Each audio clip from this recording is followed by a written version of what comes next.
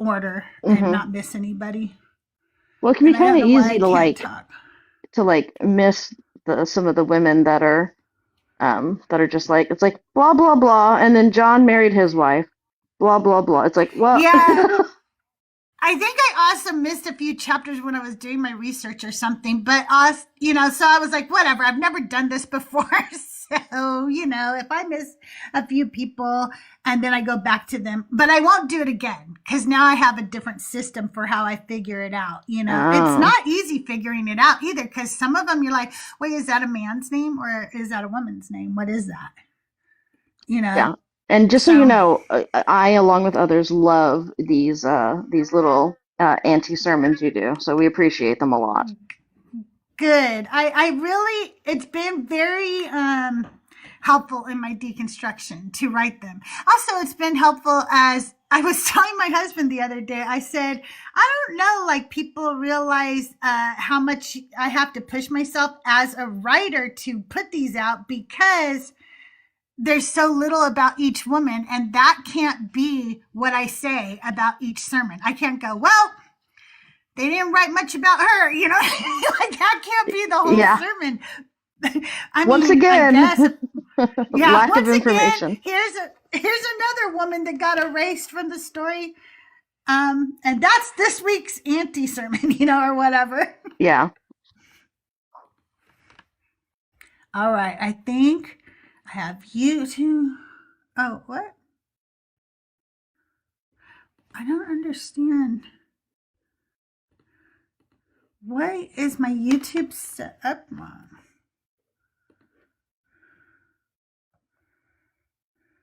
Can be Enable of no auto help in start is this. on. All I can tell you is what my husband tells me: turn it off and turn it back on again. And then after that, I have to have him fix it. This Sometimes is I the ask him where problem I'm something is having. on TikTok, and he's like, I don't know. I'm like, well, why not?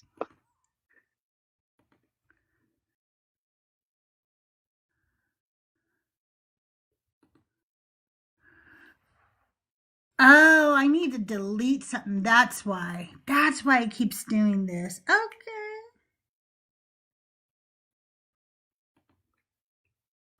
All right. I figured it out at least all by myself Good like a good job. girl. I don't know why it's doing what it's doing, but it's doing something weird. Good morning, everybody. Good morning, YouTube. Welcome in. You guys, let's start tapping the screen. Let's start sharing out the live. We do have, I think we have a couple people. I'd like to get to 5,000. I have two people waiting. I want to get to 5,000 likes and 5,000 shares. No, 100 shares. We're close. We need 24 more shares and we need 1,500 more likes. Let me play a song for you guys. This is from my album Ex Parte. It's my deconstruction album. I'm working on my second album right now, and I have scheduled in writing sessions now, which I never had. I didn't write like this before, so I have to like schedule like writing now. That's Like an weird. I used to adult just or write when, something. Gross. yeah, that's weird. My aunt is a writer, and I would always tell her I could never be a writer. That's why I would tell her all the time I could never be a writer. You guys have to like sit down and write when you Right? don't want to and stuff. I'm the same way. It's like, no, no, no. I like it. Why would I try to do it like for a job? Yeah, I'm not gonna do that. But now here I am writing a lot, and so I had this sermon for you. I started working on another sermon, then I realized I was working on the wrong one. So I put that on hold because I got to go back to that one. I'm not going to undo all the work I've done. And then I started writing about Lot's wife because I kind of screwed up from Lot's wife on. So we're going to talk about her after this. This one's going to say that we're leaving Genesis because normally we would be leaving Genesis, but for my live performances, we are not leaving Genesis yet. We're going back because I missed some. And then when it's on the podcast, we really will be leaving Genesis at this story. So Anyway, I got a little discombobulated. I've never done anything like this You're before. doing And great. It's frankly, great. nobody else has either. So it's a whole new project for me. But I'm gonna play a song for you guys. Keep tapping the screen. We've got 5,000 likes. Thank you so much. We need 20 more shares. Why don't you share it out while I play Water's Edge for you?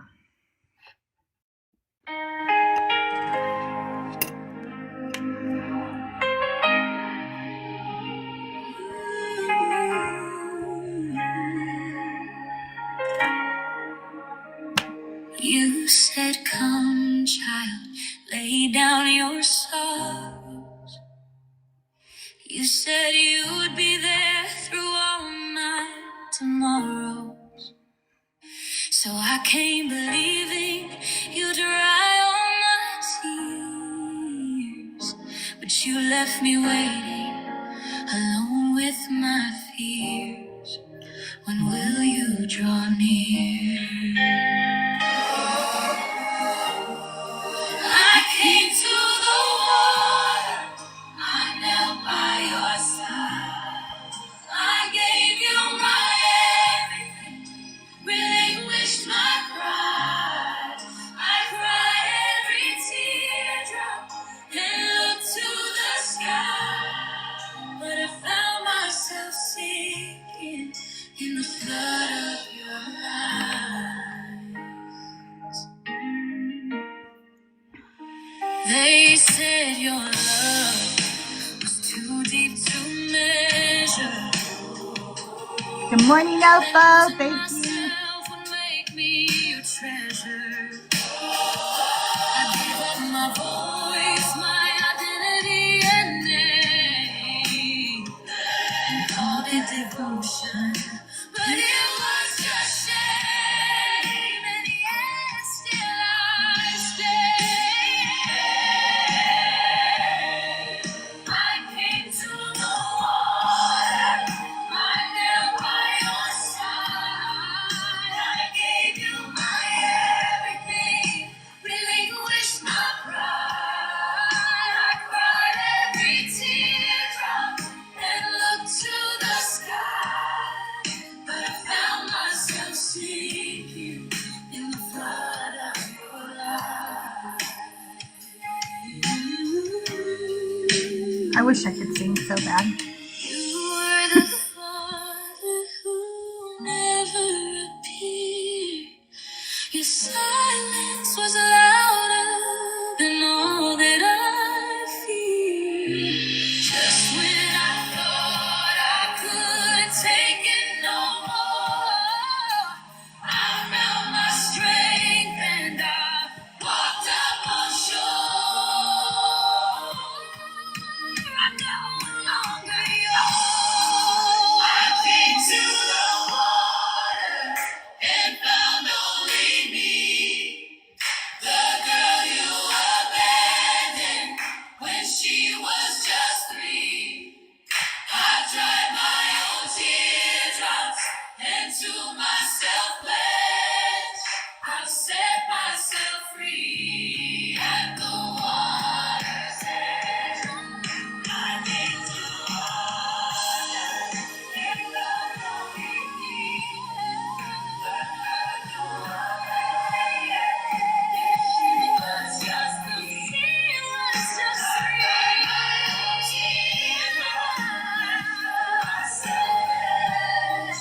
I've set myself free at the water's edge. I cry sometimes too when I listen to this song. It's a very personal song to me. When I was growing up, there was a song that was called For Those Tears I Died, but the chorus was Come to the water, stand by my side. I know you are thirsty, you won't be denied. I felt every teardrop when in darkness you cried, and I strove to remind you that for those tears I died. And that was my favorite song because I cried. I lost my whole family. So yeah, I wanted to know that the God of the universe had seen my tears and felt my tears. And when I grew a little bit older, my sister passed away. She was hit by a drunk driver, and I really loved this song, so I asked them to sing it at her funeral. And now that I'm deconstructed, I want to enjoy that song still. I wanted to feel that song still, but I came to the water and there was nobody there. And so I wanted to reclaim the song, and that is me reclaiming the song, Water's Edge. I was going to say that's a nice Thank story. you, Pat. Nice isn't the right word, but it's a good story. All right. Are you ready, Laith? This is a tough one. No, I'm just kidding. Yes, I'm ready. Good morning, Catholic. How are you today? Yes. Good morning, good afternoon, wherever you're. Listen, angels do possess people. It's fallen angels. They're demons.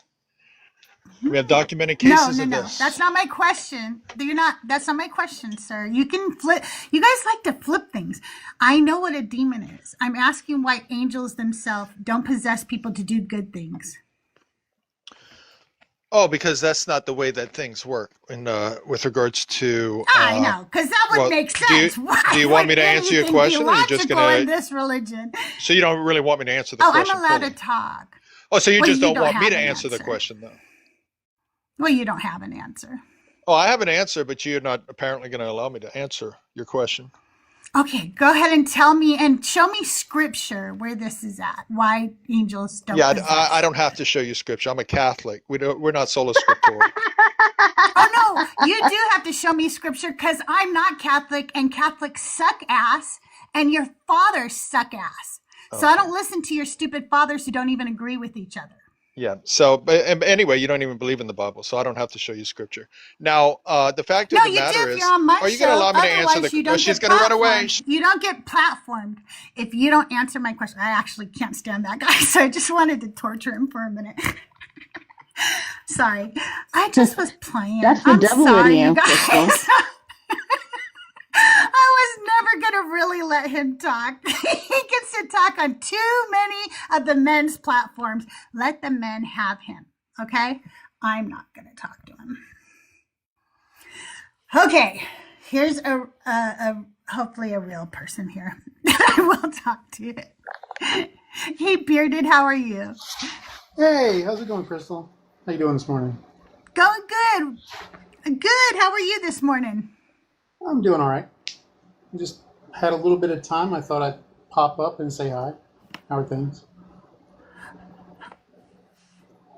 Good. Hang on one second. They're saying I have an echo. Okay, let me try something.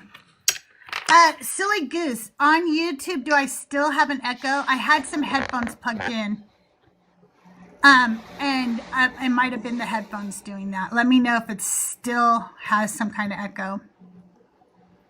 I think Silly Goose is talking about YouTube, not here. Anyway, I'm sorry, Bearded. I interrupted you. What's new with you? What'd you come up to talk about today? Or did you come to hang out? I just came up to hang out a little bit. I've got a little bit of time. Cool. I had a no-show client, so I got some time. I figured I'd just pop up, say hi, awesome. Hang out a little bit. Awesome. All right, we've got somebody loading in here. Give them a second. They've got that Holy Spirit Wi-Fi going for them right now.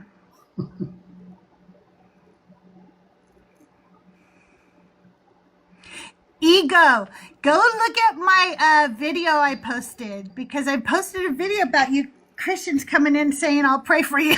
I think you'll like it. Oh, isn't that just their way of lifting their leg and marking their territory? Yes, it is. It really is. And they think we don't realize that, which is the funny part. When they do it as they're leaving, I didn't come up with this, but I like to say that they're crop dusting. Like, okay, well, I'll just leave. God bless you. It's like, whoa.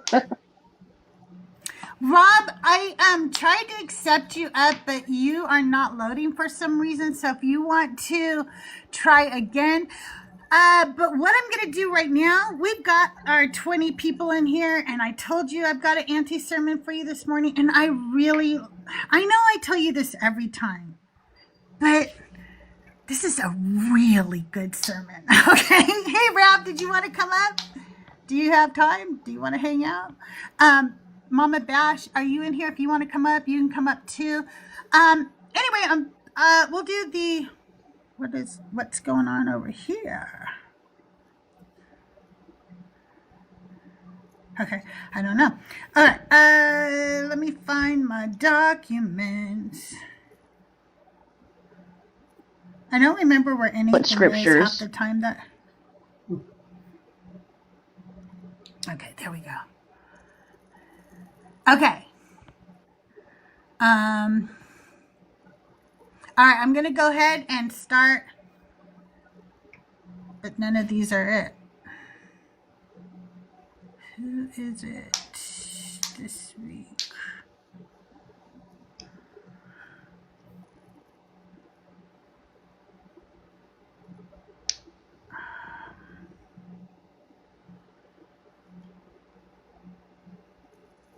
Yeah, one more heart me. Oh, she just got her flash goal. Yay! Yay! Thank you so much. Thank you. All right. Are you guys ready? Here we go. If you both wouldn't mind muting up while doing the sermon, I'd appreciate it. I'm going to bring Rabbi up and Pax up. And as you come up, if you guys will mute, and then I'll read this week's sermon for you. Dust rises under your sandals. Not the clean dust of an empty road, but the thick, lived-in dust of a camp that has been walked and worked all day. Feet, hooves, children running between tents, goats tugging their ropes. Every step lifts the powder into the air where it floats in the sunlight before settling again onto wool and leather and skin. The smell hits you first. Animal dung drying in the heat. Wood smoke curling up from a low cooking fire. Bread baking on flat stones. And underneath it all, lentils. A pot somewhere nearby is bubbling slowly, thick and earthy. Lentil stew. Someone has thrown in onions. Maybe garlic if the household was lucky that season. The smell drifts through the camp and mixes with smoke and sweat, and the mixture is both hunger-inducing and nauseating at the same time. The afternoon sun presses down on everything. You feel it on your shoulders, on the back of your neck. It settles into the fabric of the tents and warms the packed dirt under your feet. Goats bleat impatiently. A donkey snorts somewhere behind you. Sheep shuffle and stamp the ground. Flies buzz lazily in the heat, circling the animals, landing and lifting again. Children dart through the camp barefoot, chasing each other between the tents, their laughter sharp and sudden in the heavy air. A baby begins to cry. Somewhere a woman calls out a name, and somewhere in the distance you can hear the pounding of grain with a steady, hollow rhythm. Voices drift through the smoke. Low, male, serious. Men sitting close together in the shade of a tent, speaking in the quiet tones of people who believe the future belongs to them. And just beyond the cooking fires, under the shade of a wide goat hair tent, sit the men everyone in this camp knows. Jacob's sons. The men whose names will one day become the tribes of Israel. Look closely and you can pick them out. There is Reuben, the oldest. His name means see, a son, the firstborn, the one who grew up believing leadership would someday belong to him. We know that Reuben had at least 4 sons. The Bible tells us that much, which means we know he had at least one wife, possibly 2, and a man of this stature might have had a concubine or 2 as well. Next is Simeon. His name means he has heard. The second son of Leah, the brother who grew up right behind the firstborn, close enough to power to taste it, but never quite holding it himself. The text tells us Simeon had 6 sons, 6 boys, means a household that was already substantial. It would not be surprising if more than one woman lived in his tents, perhaps 2 wives, and in a clan like this, possibly a concubine as well. Then Levi. His name means joined or attached. Levi is the brother whose descendants will later claim priesthood, sacrifice, and religious authority. Levi is recorded as having 3 sons, Gershon, Kohath, and Merari. 3 boys means at least 1 wife raising those children, though in a clan of this size, it would not be unusual if there were other women, concubines in the household as well. Then Judah. His name means praise. Judah will become the ancestor of kings. Judah has 3 sons with the daughter of Shua, and later he fathers twins with Tamar. 5 sons tied to his name. And if we remember that Judah assumed Tamar was a prostitute without much hesitation, it tells us something about the world he lived in. A man like Judah likely moved comfortably in a culture where concubines and sexual access to women were not unusual.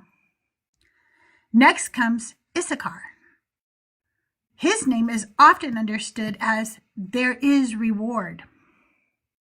Issachar is listed as the father of 4 sons. 4 boys suggest a busy household already established, at least 1 wife for certain, and possibly more women in the camp helping raise the next generation. Then Zebulun. His name is tied to the idea of dwelling or honor. Zebulun is recorded as having 3 sons. That tells us there was at least 1 wife. But let's remember that in a family structure like this, it would not be strange if there were other women, wives, or concubines in the household as well. Then Dan. His name means judge. The genealogy preserves the name of 1 son, Hushim. 1 child is all the text tells us about, but even 1 child means there was a woman there whose life made the birth possible. Then Naphtali. His name means my struggle. Naphtali is recorded as having 4 sons, and the text often leaves daughters unlisted, so there may have been more children than we know. A family of that size could easily mean more than 1 wife raising those children together. Next is Gad. His name means fortune. Gad is recorded as having 7 sons, 7 boys, and again, possibly daughters who were never listed. A household producing that many children almost certainly included multiple wives and concubines. Then Asher. His name means happy or blessed.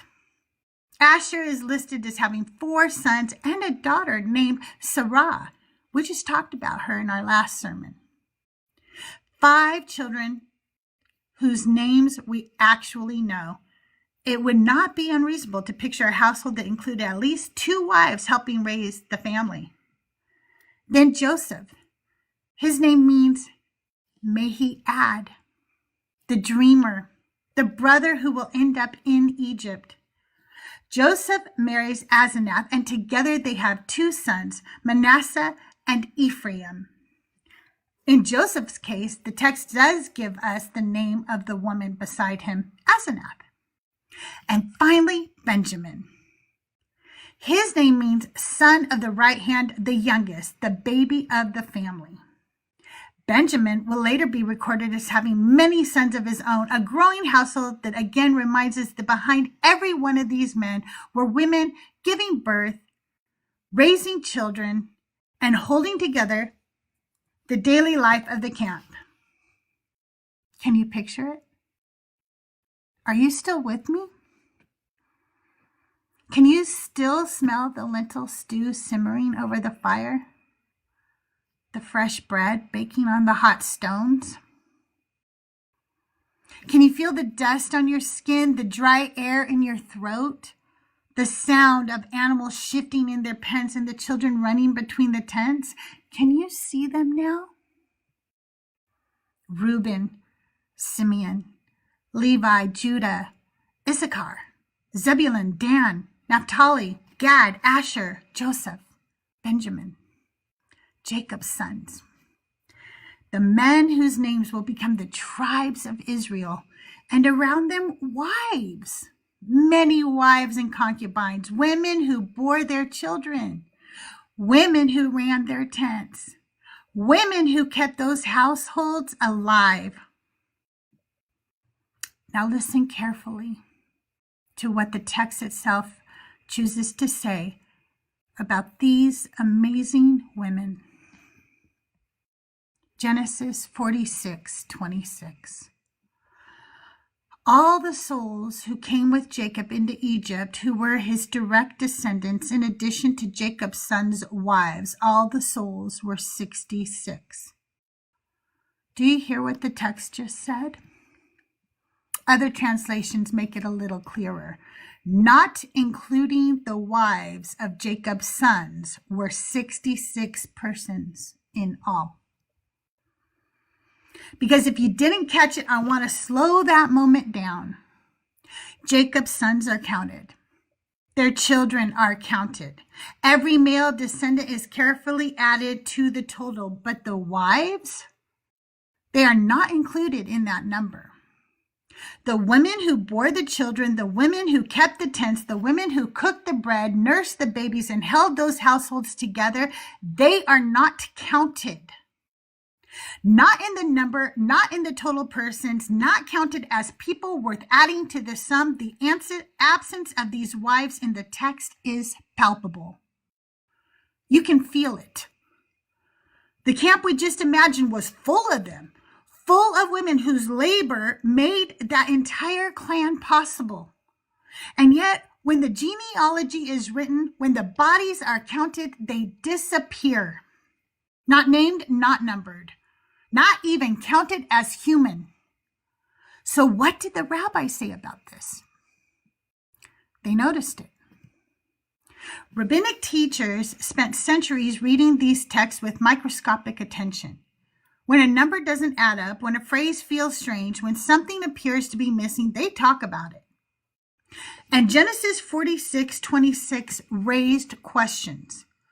The medieval Jewish commentator Rashi addressed this verse directly. Rashi explains that the number in the passage is not meant to count every person traveling in Egypt. Instead, he says the text is counting only those who came from Jacob's own body. Rashi writes that the verse counts those who came out of Jacob's thigh. In other words, biological descendants, sons, grandsons, members of the patriarch's bloodline. The wives of Jacob's sons did not belong to that lineage, so they were not included in that total. A later Jewish commentator, Nachmanides, writing in the 13th century, makes a similar point. He explains that the purpose of the genealogy in Genesis 46 is to trace the family line that will eventually become the tribes of Israel. Because the daughters-in-law were not themselves descendants of Jacob, they were simply outside the scope of the count. The rabbis, in other words, understood this verse as a genealogical tally, a bloodline count. And rabbinic literature becomes very interested in the mathematics of that count. In the ancient rabbinic work, Genesis Rabbah, the sages begin debating how the number of Genesis 46 actually work. They ask questions like, which grandchildren are included? Are daughters counted? How does the total reach the number the text claims? Whole conversations unfold around the arithmetic. But notice something important. The debate is about math, about the genealogy, about how the numbers add up. And the women? The wives who traveled with these men, the wives who bore the children that made those numbers possible, remain summarized in a single phrase, not including the wives of Jacob's sons. So what about Christian teachers? How have Christian interpreters handled this line? Many Christian commentators approach Genesis 46:26 in much the same way the rabbis did. They explain that the verse is not trying to count everyone who traveled to Egypt. Instead, they say the text is only interested in tracing the covenant family, the line that descends from Jacob. Matthew Henry, the 18th century Christian commentator whose work still appears in many Bible study tools today, explains that the number given in Genesis is a count of Jacob's descendants only. The wives of the sons, he says, are excluded because they were not part of the patriarchal line being traced. John Gill, an 18th century Baptist theologian known for his extremely detailed verse-by-verse commentary, says something very similar. Gill notes that the verse counts those who were of Jacob's loins, meaning those who descended directly from him. The daughters-in-law, he writes, are not part of the reckoning because they entered the family by marriage rather than by birth. Later evangelical commentators repeat the same explanation. The text, they say, is not giving a population count. It is giving a lineage count, a tribal count, a covenant genealogy. And because of that, the wives are simply left outside the number. But notice something again. Whether we listen to rabbinic teachers or Christian commentators, the explanation is the same. The genealogy follows the men, the bloodline of Jacob, the structure of the tribes, and the women who made those tribes possible, the women who bore the sons that filled these lists, remain summarized in a single phrase, not including the wives of Jacob's son. So what about writings outside the Bible? Because once we move beyond the biblical text itself, something interesting happens. Other ancient and medieval Jewish writings sometimes try to fill the gaps that the Bible leaves open. The Bible gives us 12 tribal fathers, but almost nothing about the women who married them. And later writers noticed that silence.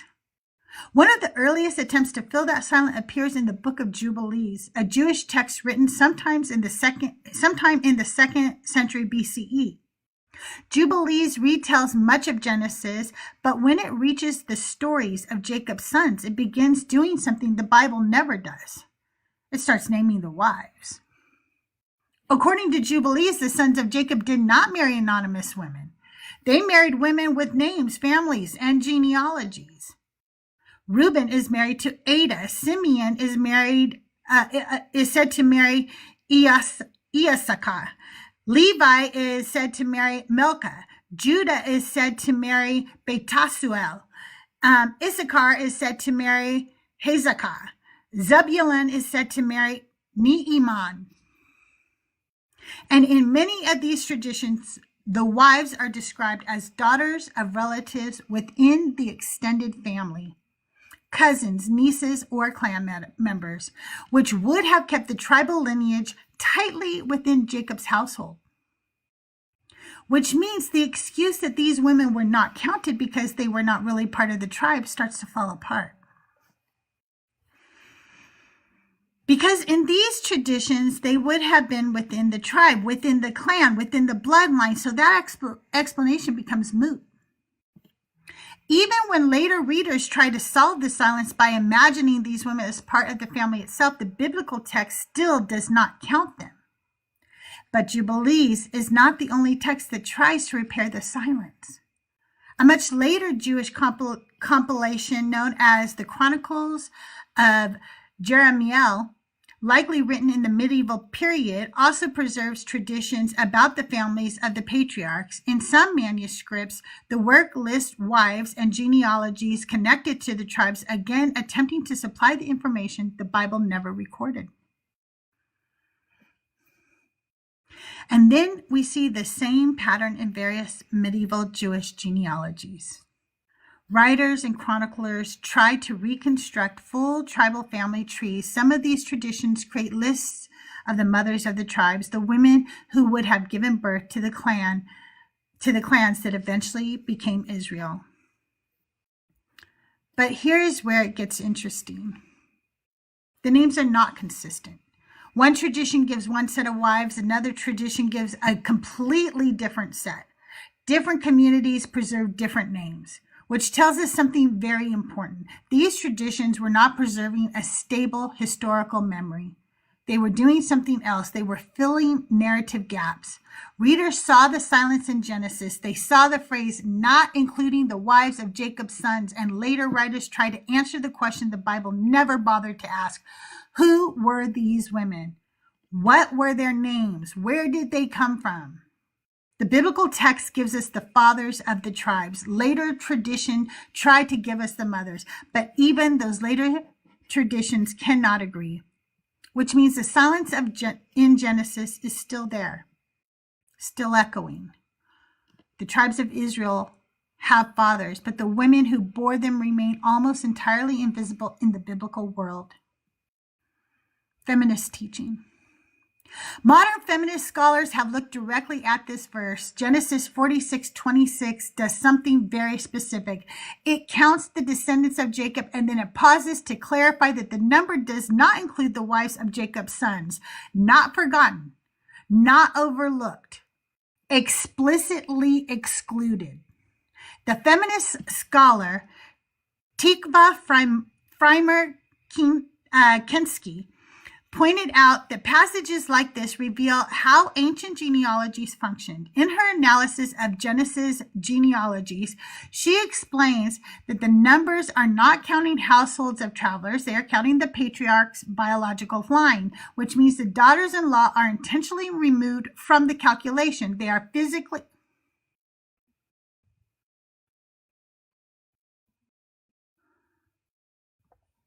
I'm sorry, I'm getting a restriction.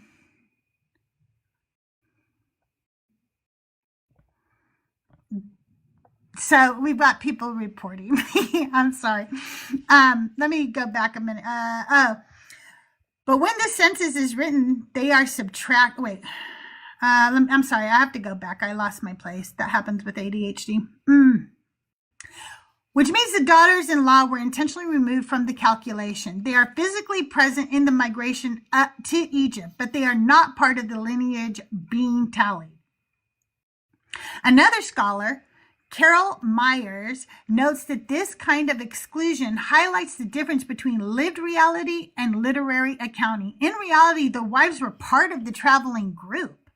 They would have walked the same road into Egypt, managed the same households, and raised the children whose names appear in the list. But when the census is written, they are subtracted. Feminist scholars often point out that Genesis 46:26 does not merely fail to mention the women, it specifically tells the reader that they have been removed from that number. The verse is effectively doing two things at once. It acknowledges that the wives exist, and then it mathematically erases them. All the souls who came with Jacob in Egypt, not including the wives of Jacob's sons. The text itself tells us they are there. The text itself tells us they do not count. This is where the verse stops being a curiosity and starts becoming a revelation. Genesis 46:26 does not merely overlook the wives. It tells us they are there. And then it tells us they do not count. All the souls who came with Jacob into Egypt, not including the wives of Jacob's sons. Let that sit there for a moment. Because we just spent time imagining the camp. We smelled the smoke from the cooking fires. We heard the animals shifting in their pens.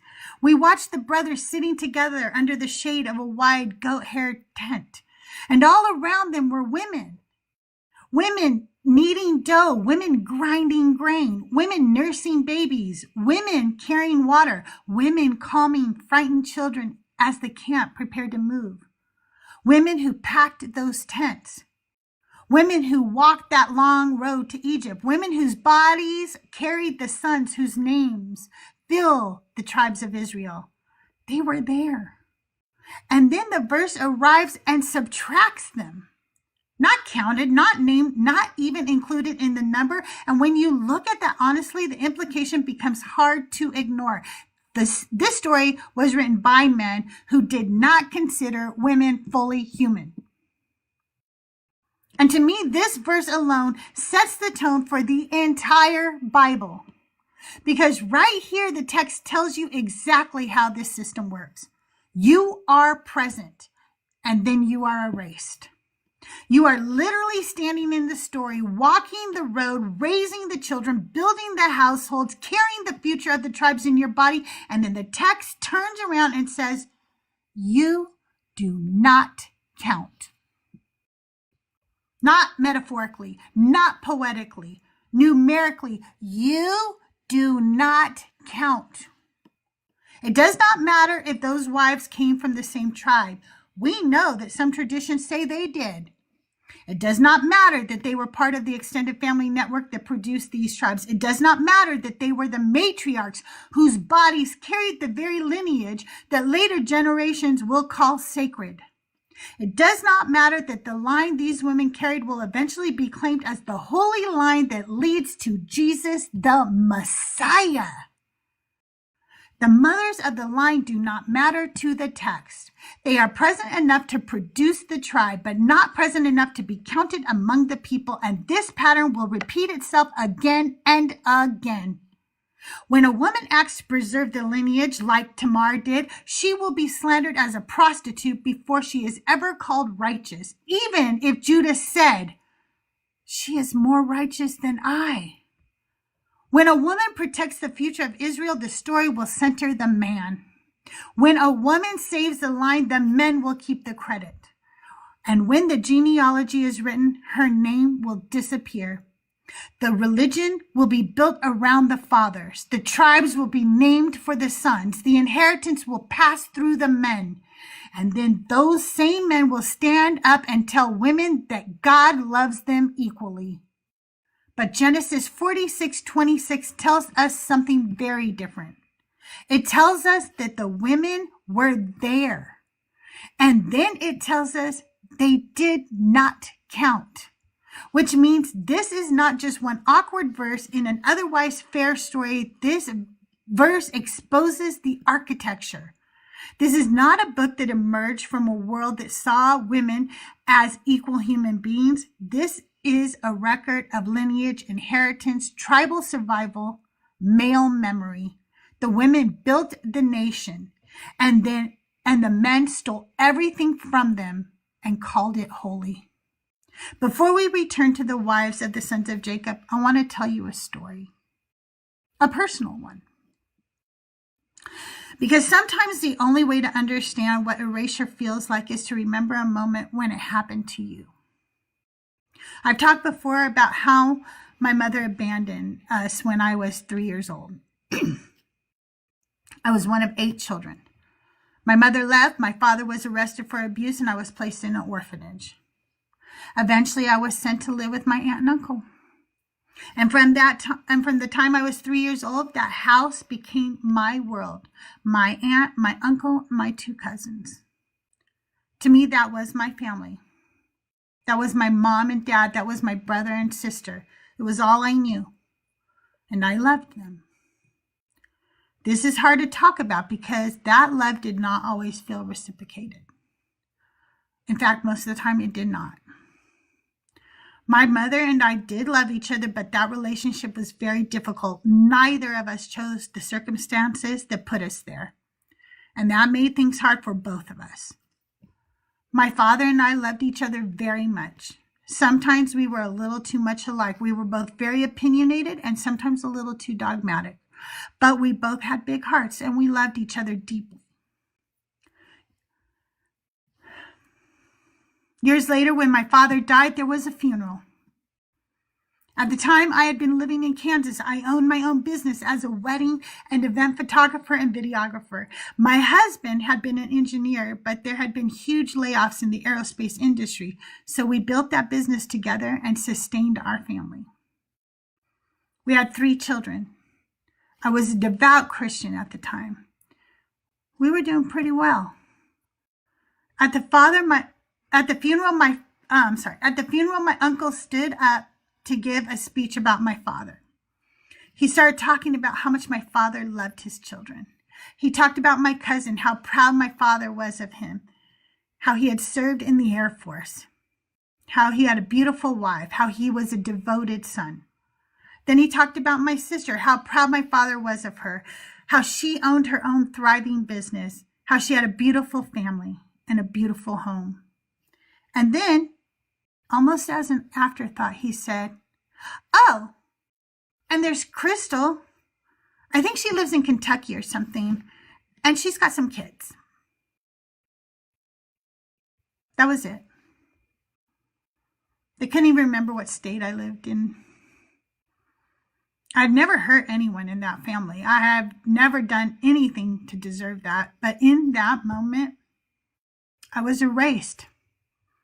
Intentionally, just to hurt me. My uncle erased me. First, I was abandoned by my mother, and then I sat at my father's funeral listening to someone talk about his children as if I barely existed. My father and I loved each other very much. But on that day, I was erased.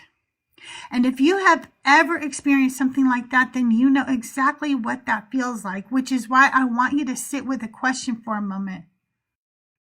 What would it feel like if that erasure lasted for thousands of years? What would it feel like if entire religions were built around your family? Then nobody ever bothered to remember your name. And that brings us back to the wives of the sons of Jacob, the women who were there. Remember the camp we imagined? The smoke from the cooking fires, the animals shifting in the pens, the lentil stew simmering in the pot, the stew we smelled wafting through the air. That was her making it. Maybe it was Ada, the woman later traditions say married Reuben. She's standing there stirring the pot because Reuben likes it that way and his sons are hungry. And somewhere nearby, there's another woman, maybe Iyasaka, the woman Jubilee says married Simeon. She's kneading the dough to make the bread that will go with the stew because the men are hungry. The kids need to be fed. The animals need water. The tents still have to be packed. There are 1,000 things that have to get done just to keep the camp alive.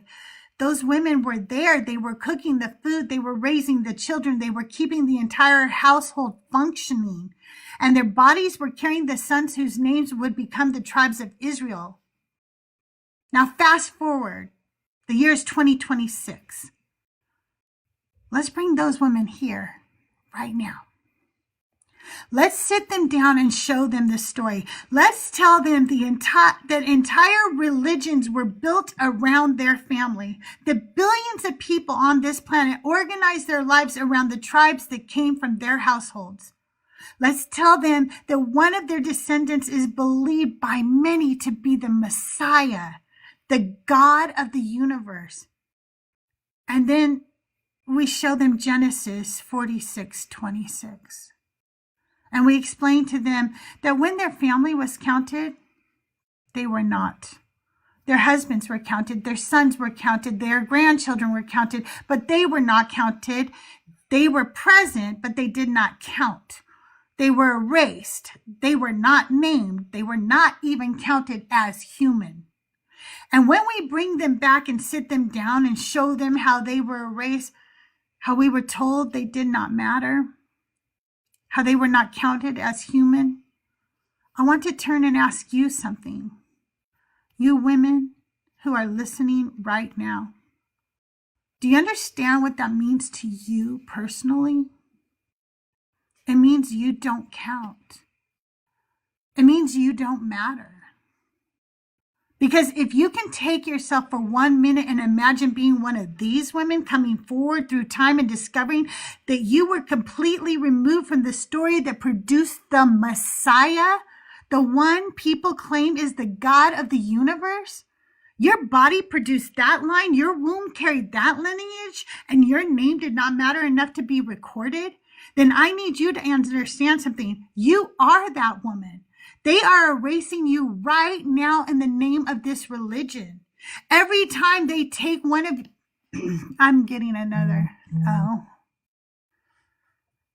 I'm sorry. TikTok doesn't like my little sermon. Every time they take one of your rights away, they erase you more and more. This story right here, this verse right here, this is the biggest red flag before the rest of the story continues. Because after this, we leave Genesis. Do you understand that? We are leaving Genesis. The entire story is moving on. The tribes will grow. Kings will rise. Prophets will speak. Empires will rise and fall. And right here in the first book, before the story even gets going, the text tells you exactly where you stand. You don't count.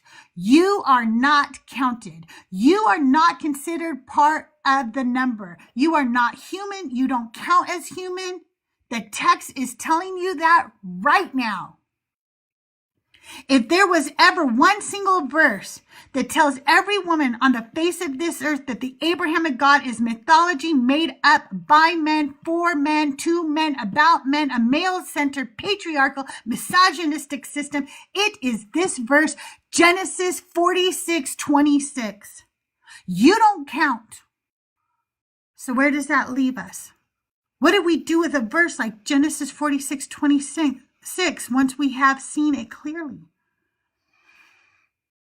The wives were there. The mothers of the tribes were there. And the text told us plainly they did not count. So now we have to ask ourselves some hard questions. How many ways are women still being erased today? Because patriarchy does not only erase women in ancient texts, it erases women in laws. It erases women in politics. It erases women in culture. And every time I hear a woman say something like, I'm not into politics. Or, I'm not political. What I hear is something very different. What I hear is, I don't care if they erase me, and I don't care if they erase you either. And I'm going to say something that might make some people uncomfortable. If you are a woman and you say things like that, you are not a girl's girl. You are participating in misogyny. You are helping the system erase women. Because the truth is, whether you like it or not, the world is political. Women's rights are political. Our bodies are political. Our safety is political. Our freedom is political.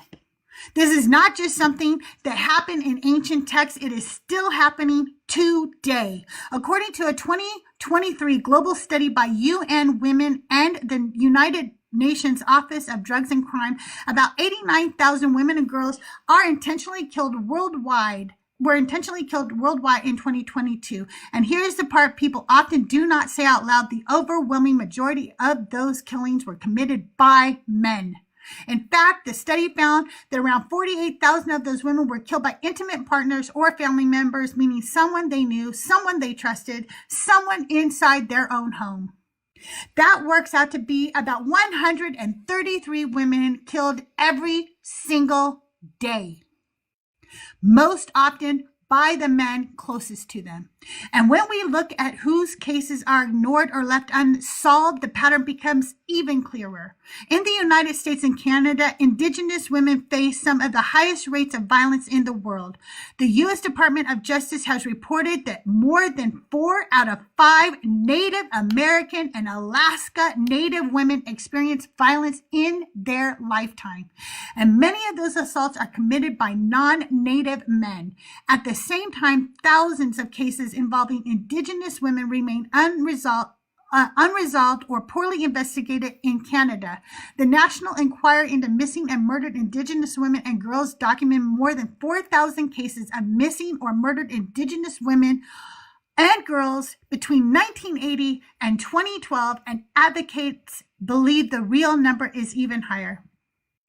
So when we talk about women being erased, we are not just talking about these ancient verses. Women are actually being erased physically today by horrendous numbers, killed, disappeared, ignored. And far too often the violence is coming from the same place it did in the ancient world, from men who believed women do not count. It's time that women start facing these very real truths. If you don't realize that the attack on trans rights is an attack on women's rights, if you refuse to acknowledge that they bombed an all-girls school intentionally, then you are allowing women to be erased. You are actively helping women be erased through willful ignorance. Now listen carefully. None of us can fight every fight. None of us can fix every injustice. But every one of us can choose something. I don't know why it just made me really emotional. Pick one issue. Pick one place where women are being erased and make that your fight. Maybe it's reproductive rights. Then learn everything you can about it. Learn the laws in your city, your county, your state. Volunteer, organize, advocate. Maybe it's equality in the workplace. Then make that your mission. Fight for fair pay. Fight for maternity protections. Explain what DEI actually meant before people twisted it into a political scare word. Because things like maternity leave protections existed because of policies like that. Pick something. Make it your passion. Make it your hobby. Make it your life's work. It does not matter what the fight is. What matters is that you do something. And while you're doing that, educate yourself. I don't have a formal education. I never went to college. I wanted to. It's something I still regret. People tell me it's never too late, but the truth is college costs money, and I don't know if I could ever use a degree enough to justify the cost. But that does not mean I stopped learning. Right now, I'm taking Hebrew classes every Friday in my Discord. And that's amazing. There is a rabbi and a Hebrew scholar there helping people learn Hebrew for free. Education is not locked behind a university gate. You can go to the Khan Academy online. You can go get your local library card. You can read every book on the library shelves. You can learn anything. And yes, I have ADHD. Reading books is hard for me sometimes. But learning is still possible. And it matters. Because the more we educate ourselves, the harder it becomes for anyone to erase us. And before we end this sermon, I want to bring us back to the verse that started all of this. Genesis 46:26. If you still own a Bible, go highlight it. I'm going to do it right now because I don't even know if I have it highlighted. I want to make sure I do. Genesis 46:26. Let's make sure we're highlighting that. It's right at the end of the chapter. All the persons belonging to Jacob who came to Egypt, who were his own offspring, not including the wives of his sons, were 66 persons in all.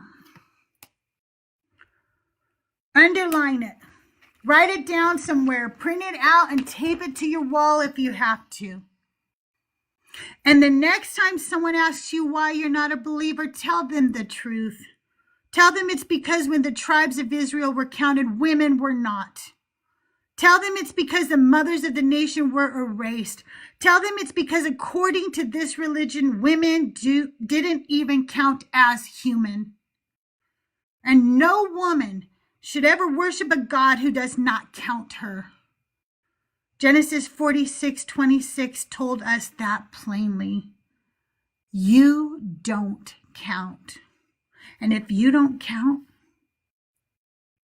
you are free to walk away. And that is today's anti-sermon.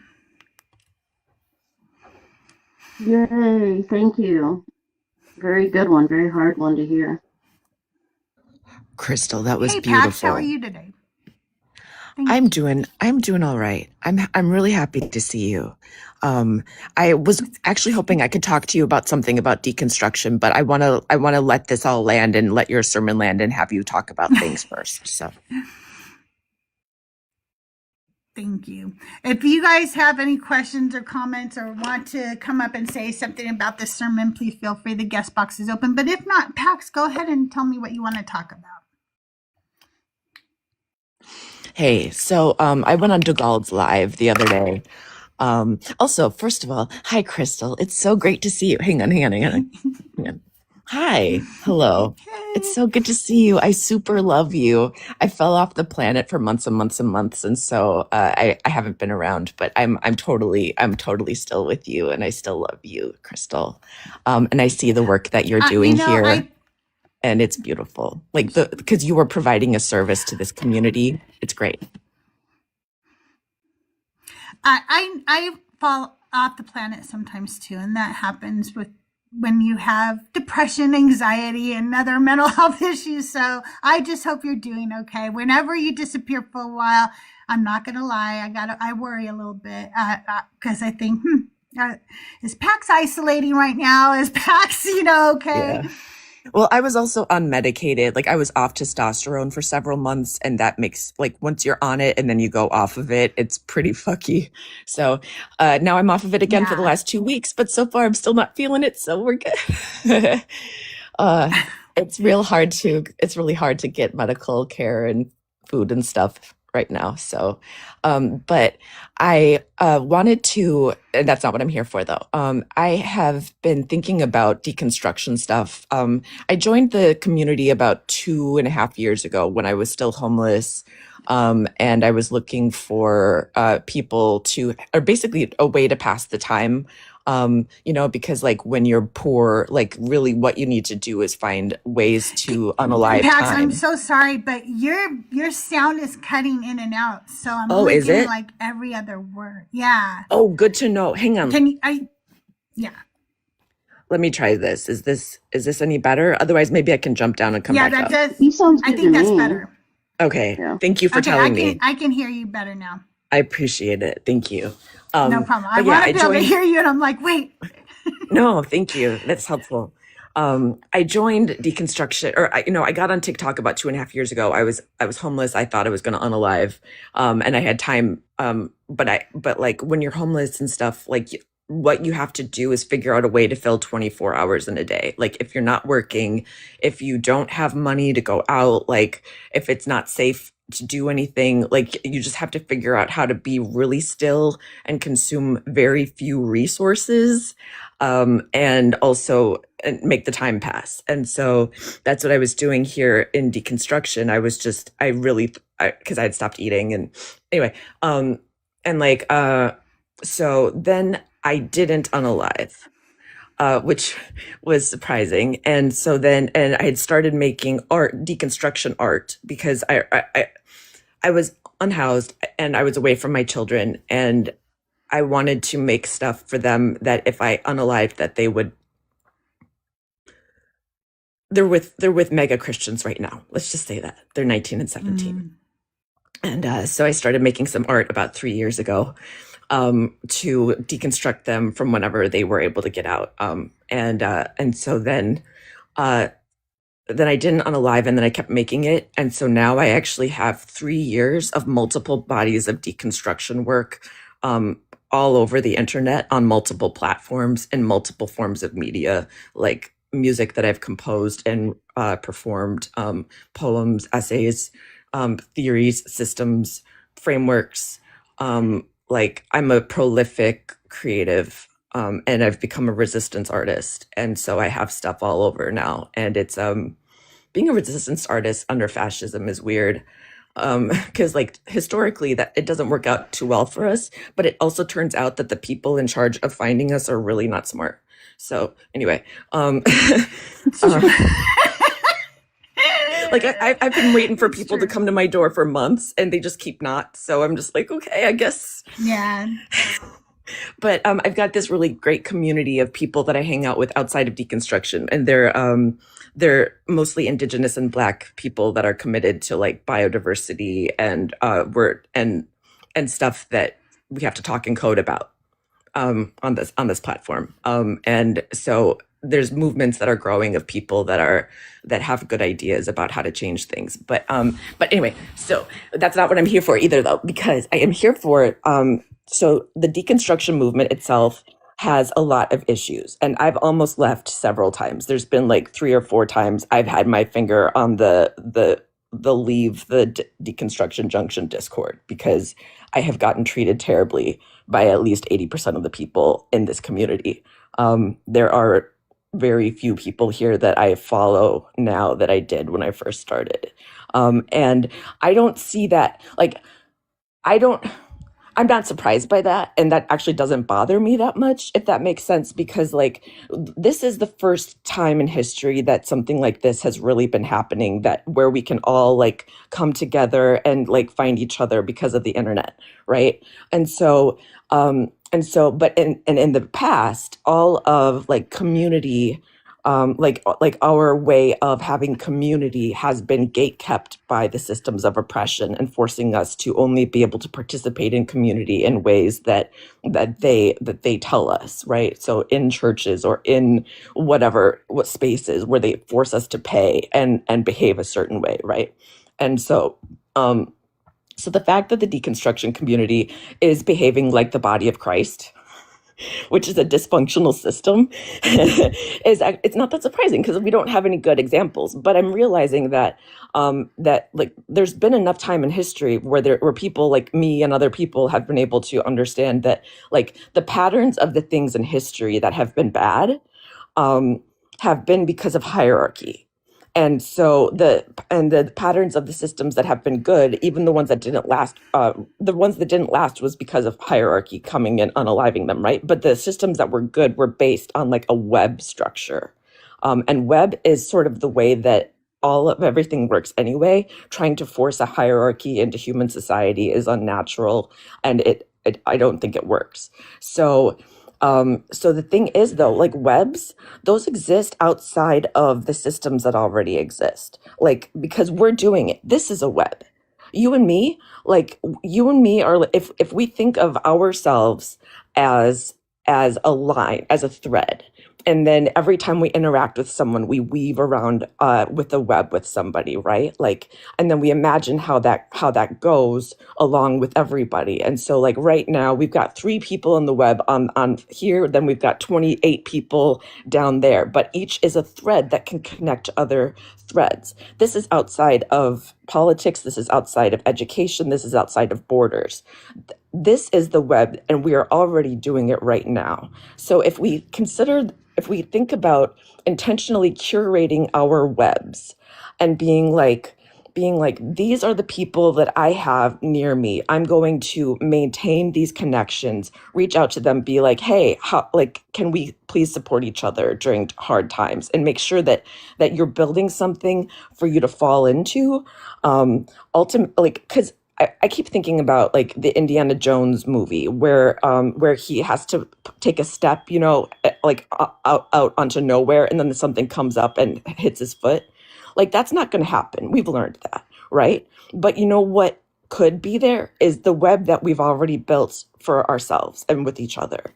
And so I think that the problem with the deconstruction community so far, which it's brand new, and it's, of course, there's going to be problems. That's just the way that groups of humans work, is maintaining the connections to make sure that we don't lose people's threads. And intentionally making sure that we're not only shining the top creators, right? And make sure that we're supporting people in ways beyond just an entertainment show talking to Christians that are engaging in bad faith, because I'm getting real tired of that show. But also, Well, let me step in here for a second. I think that a lot of times people, one, put a little bit too much pressure on me. I'm just going to share that right now with you. I'm an admin for a Discord server. That's what I am. It's just one of many, many, many, many Discord servers. The amount of people who come to me in a week who need help and somehow think that I'm somehow going to be able to financially help them or help them in some way is overwhelming to me, to say the least. It is very hard for me because I don't have money, and I try my hardest to help every single person I can, or get their word out there, or talk to creators, do whatever I can. But they also expect me to police all the creators and know everybody in the creator. We have almost okay, well, I just want to say, so I hear just a lot of like things that people say about the community and how, there's people that are not good in the community. There's not going to be. There's 6,000 people just in the Discord alone, but that is just a fraction of how many people are in this community. And if we are all deconstructing this harmful religion, we're all going to be at different phases of that deconstruction. And because we're in that these different phases, like, I am going to have things that I need to deconstruct that could be still harmful to others because, well, that's what I was indoctrinated into believing. You know what I mean? So I'm not really sure, like, then what I guess I missed the point, because I think that what you're saying is that we need to somehow not let people slide through, but I can't not let people slide through. The community is huge and I can't take I care of all agree. of them. And No, it I shouldn't think be your maybe some job. of you all need to start picking up the gauntlets and go out there and do these, make your Discord and build your Discord up in your corner of the world, and let's just keep building these spots, and I think we'll catch a lot of the people who are falling through the cracks. I agree, Crystal, and thank you for saying that. And I was just about to get to the point where I now have a lot more capacity for things. I'm coming out of the bad place. I'm actually a really good leader. I have led a lot of groups, and I understand systems a lot. Yeah, no, you are. You really are. And what's actually great is the thing that you were talking about today, right? Like, I've been a leader as a woman in churches. And so when you were talking about how people don't listen to women, like I got fired once from a worship director job for asking a male guitarist to tune. He didn't like my tone. So anyway, but anyway, so I have really good ideas actually on how, like little procedures and stuff. And like, I've had them for months. I just haven't had the capacity to bring them forward. But I have ideas on how to help immediately, starting with me, and then like with because I think all we need is a few like procedures, like a few set of precedences, being like, okay, so if you have a problem with somebody, here's what you do, and ways, and just because we don't know how to do accountability yet. And I think that I can really help with that. I have sort of a framework I think that would be beneficial for especially because this community is just starting. So we've already lost some people. I think we can get back. And it's my goal to help start there to be a way for people to be able to participate in more than just like the certain ways is all. And so it's totally nothing. You have been working your ass off. And so I'm not coming at you. It's the reason I'm here and not in a lot of other places is that's it. So anyway, I love what you're doing. I want to do more. I have ideas. And so I hope to be taking on more. I feel like this is my community. I'm in a writers group right now, and someone came up and was talking about how they were upset with the deconstruction community, and it was like I was able to work it out, but I was like, I represent this community. I'm sorry for the harm that you experienced. This is that sort of thing. So like I feel. So even though I'm not here a lot, I still feel like I speak for the community when I'm out there, and it's really important to me that we do a good job of communicating things. And I can see where there's some communication drop-offs, and I'm happy to try to fill those in. So anyway, that's my little Awesome. spiel. And I love you so much, Crystal. And please Thank tell you, me Beth. I love you where too. are you? Like, what is something that has been new for you lately that has been on your mind, that you've been chewing on, that like what's going on with Crystal? The number one thing that's going on with Crystal is my anti-sermons. I love working on them, and we do have a podcast now, and it's out everywhere you listen to podcasts. So if you haven't heard the other women's stories, go back and check out their stories. We're decentering the men and recentering the women in the stories. So Yes. That's the Oh, biggest thing. That's kind of what I'm working on 24/7. So that's that's the great. biggest thing right now. That's going to be so incredible because like deconstruction media is going to be a thing. Like cuz right now we're so small, but like this is taking over. Like you know that this movement is going to be huge, and we are some of its like original people that have the verbiage around what we're doing and stuff like that. And so anything that we do is going to end up being like historical, like text. And I so hope I just want so. That would be yeah, cool. you're like you are a pioneer. Look at you. I'm I just don't know so about proud of that, you. but Also, I just want Ashra to do said, one more. Oh, go Ashra ahead. said that, let me say this real quick. Ashra said, I like the idea of an aftercare creator space. I would like to go live with that as a goal. And that would be really cool. What do you think about that, Pax? I think Ashra would be great at that. Absolutely. Yeah. Also, there's this creator named Kane. Um, if you know Kane, he's a deconstruction creator. He's a beardy white guy. And he is really nice. And he had a mental health live the other day. And that was really beneficial. I think that different types of lives for support for what people are going through, right? Because we're all experiencing trauma en masse right now. We're all experiencing Yeah. cortisol and stuff like that. And so the reason we're coming here is to connect to each other, maybe more in a human way than like a debate or an entertainment way. At least right now. And so, so people that are creating spaces like that, I'm going to actually be going live again soon. I'm going to be reading, the book White Male Privilege. And then, and Awesome. starting some sort of basic intersectional style lives for men. But yeah, there's people there's education and group dynamics that can exist on this platform that we've never had access to before, and I think doing it right now it's the perfect time. I love I do Crystal. too. Hey, Jerry. Hey, Crystal. Are you there, Jerry Bell?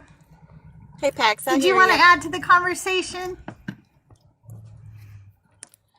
I did. I just want to, it just made me think of some things I learned in therapy when she was talking because, you know, I'm deconstructing like the second year. I'm in the second year. I'm deconstructing like the second year. I'm in the second year of deconstructing and realizing the things that your sermons are about are exactly what we need to be focused on. Okay, so because history has brought us to this point, and it's affecting our society, it's still a major, major part of why we have mental illness, why I had mental illness, because I did feel forgotten. I was the fifth of six children. Um, you know, no one paid attention to me. I just, but what I learned in therapy, let me just tell you this little, I guess you call it a tool or something constantly been in mind, is that, when you're tackling this issue, like what you so eloquently do with your anti-sermons, we have to celebrate progress every step of the way but we can, see little progressions along the way. And if we don't see those little bits of progress and actually celebrate those little things that we see, it can derail us. It can make us feel like the problem is just too big. And so that is one thing that I just felt like really was important to say here, because it is overwhelming when you hear, and your sermons make me cry. They bring me I cry when I'm writing inspiration, them. but I'm it's telling you, this is it's grief good work. tears though. Yeah, it is grief work. And I just want to say, I hear you loud and clear. Um, One of the things I learned in my therapy was that I was living my life to show people how invisible I was. because I didn't speak up and I didn't express how I felt because I didn't even have words to express how I felt. And learning how to express my feelings from, gear one, and not yelling and screaming and, getting to the point, passive aggression. That's what I had, was passive aggressive, and that wasn't working for me. So I don't know if any of that makes sense, but it took me, it was a 5-month long process, therapy program, but I got lots of tools. And one of the things that I think really helped me, and I think will help Pax in this situation that she's, feeling, is that, it is overwhelming, but we are moving in the right direction. If we listen to these sermons and we really take it to heart and realize our true worth.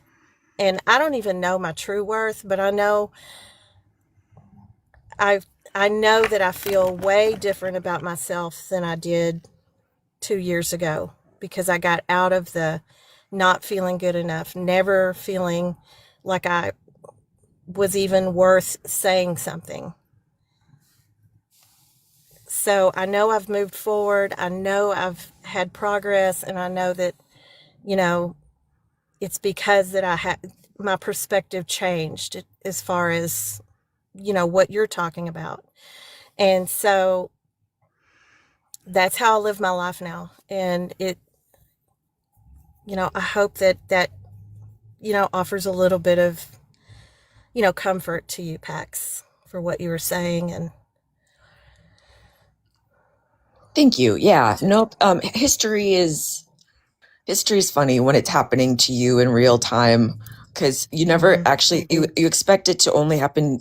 You expect to only experience it hypothetically, like when you're reading or hearing a story. But then when it starts happening to you, it's like, what are you supposed to do with that? Like, book things are happening to me, and I've never read this book. I don't know how to be this character. And by the way, Jerry, I use he, him pronouns. Another great, super fun thing about me is that I'm so awkward. I didn't realize I was trans until no, don't even worry about it. I didn't realize I was trans until I was 38. So that's the most awkward thing ever. And so and that was when I was escaping a man with my life. And so not only was I homeless, then I had to find out that I was supposed to be a dude, and it was just like I have to become my own worst enemy. Like, I'm having the world's largest identity crisis right now. Nevertheless, I know that I still come off super femme, but actually, like, I get to have this restart in my life. Be the dude. Pax, you finally felt free enough to be the dude you always were. The reason you didn't know yet, you were so indoctrinated into that religion, it didn't allow you to be who you always were. Yeah. Right. Anyway, your true self. And now we get to see who you really are. And now you probably feel, yeah, I totally agree with that. And I love the truth. I love when people are living their true self. I think that is so beautiful. And I hate the resistance out there, but thank you for correcting me. And I have mad respect for you for tackling that part of yourself and realizing that who you really are. And that is one of my passions, to teach people. I'm serious. It's called the True Self series. You can look it up. There's things that we're all born with, that we can find who our true self is, and you're doing it. And I apologize. I'm so sorry, but I have just so much respect for anybody that has to go through that and really tackles it and says, hey, this is who I really am. And you're just happier. You're just happier and freer when you can live who you really are. Yeah, it's totally true. I started trying to learn to love myself. So I got married at 21. I got pregnant at 20. I got married at 21, had another baby at 22. I was married for 14 years. So I missed my 20s, right? I was raised a Pentecostal homeschooled girl. And then I got pregnant right away. And so, I spent like this whole part of like 14 years as this wife and mother and church pianist and stuff like that. And then, but I knew that like once my husband and I finally split, I was like, yes, now I can finally get to start working on learning how to love myself. Cause I had to spend all my time in therapy talking about him. Right. And so now I'm like, cool, I can take the time to do it. And so then I went hard into it. I rewired my neural pathways with K infusions. I did a DBT course over a year. I did it and I've been doing it. I figured out how yeah, there you go, Crystal. I figured out how to deconstruct or how to identify and deconstruct my internal heuristics and figure out how to replace them with pathways of things that are real. I've been able to solve my cognitive dissonance issues. I got rid of my chronic nightmares 2 weeks ago. I'm doing so much inner child shadow work right now. It's crazy. And I am thriving. Even though I'm still in a really scary and weird place in my life, being a trans disabled atheist under fascism, like I have to flee my home country. I'm trying to flee, but like also I've never been killing it more. Like I am rocking it right now. I'm showing up for my friends and my partners and my community. And healing during resistance or healing during fascism is resistance. And that's what I'm doing. And it feels really good. That's great. Yeah, that's awesome. I'm so proud of you. I can't imagine how, like, me and my, like, very, like, what's the word? Like, very, like, sorry, that's my cat. She's fine, I promise. Me and my, like, very, like, privileged white girl bubble, the things that I have difficulty with, I can't even imagine other people. So, you definitely have, um, I don't want to say more respect, but I'm very aware of how much I don't know and having to deal with things that you help remind me of, and I appreciate that just on a completely personal, self-centered level. That is so sweet. That's all I ever want because I've been through so much crap. I have lost everything and everybody. I've lost every sense of identity I've ever experienced. And I've lost and mega Christians have my children right now. But all I really want is someone to say, Pax, like something that you said helped me. And now I have a tool in my pocket that I didn't before. That's literally, that's what feeds me. So thank you for saying that. Absolutely, meant every word of it. All right, all right. We all feel good about ourselves now. Now what? I'm just kidding. Speak up, express how you feel. It's okay. It's okay to express how you feel. It's okay to say what you need to say, even if the opposition is standing right next to you.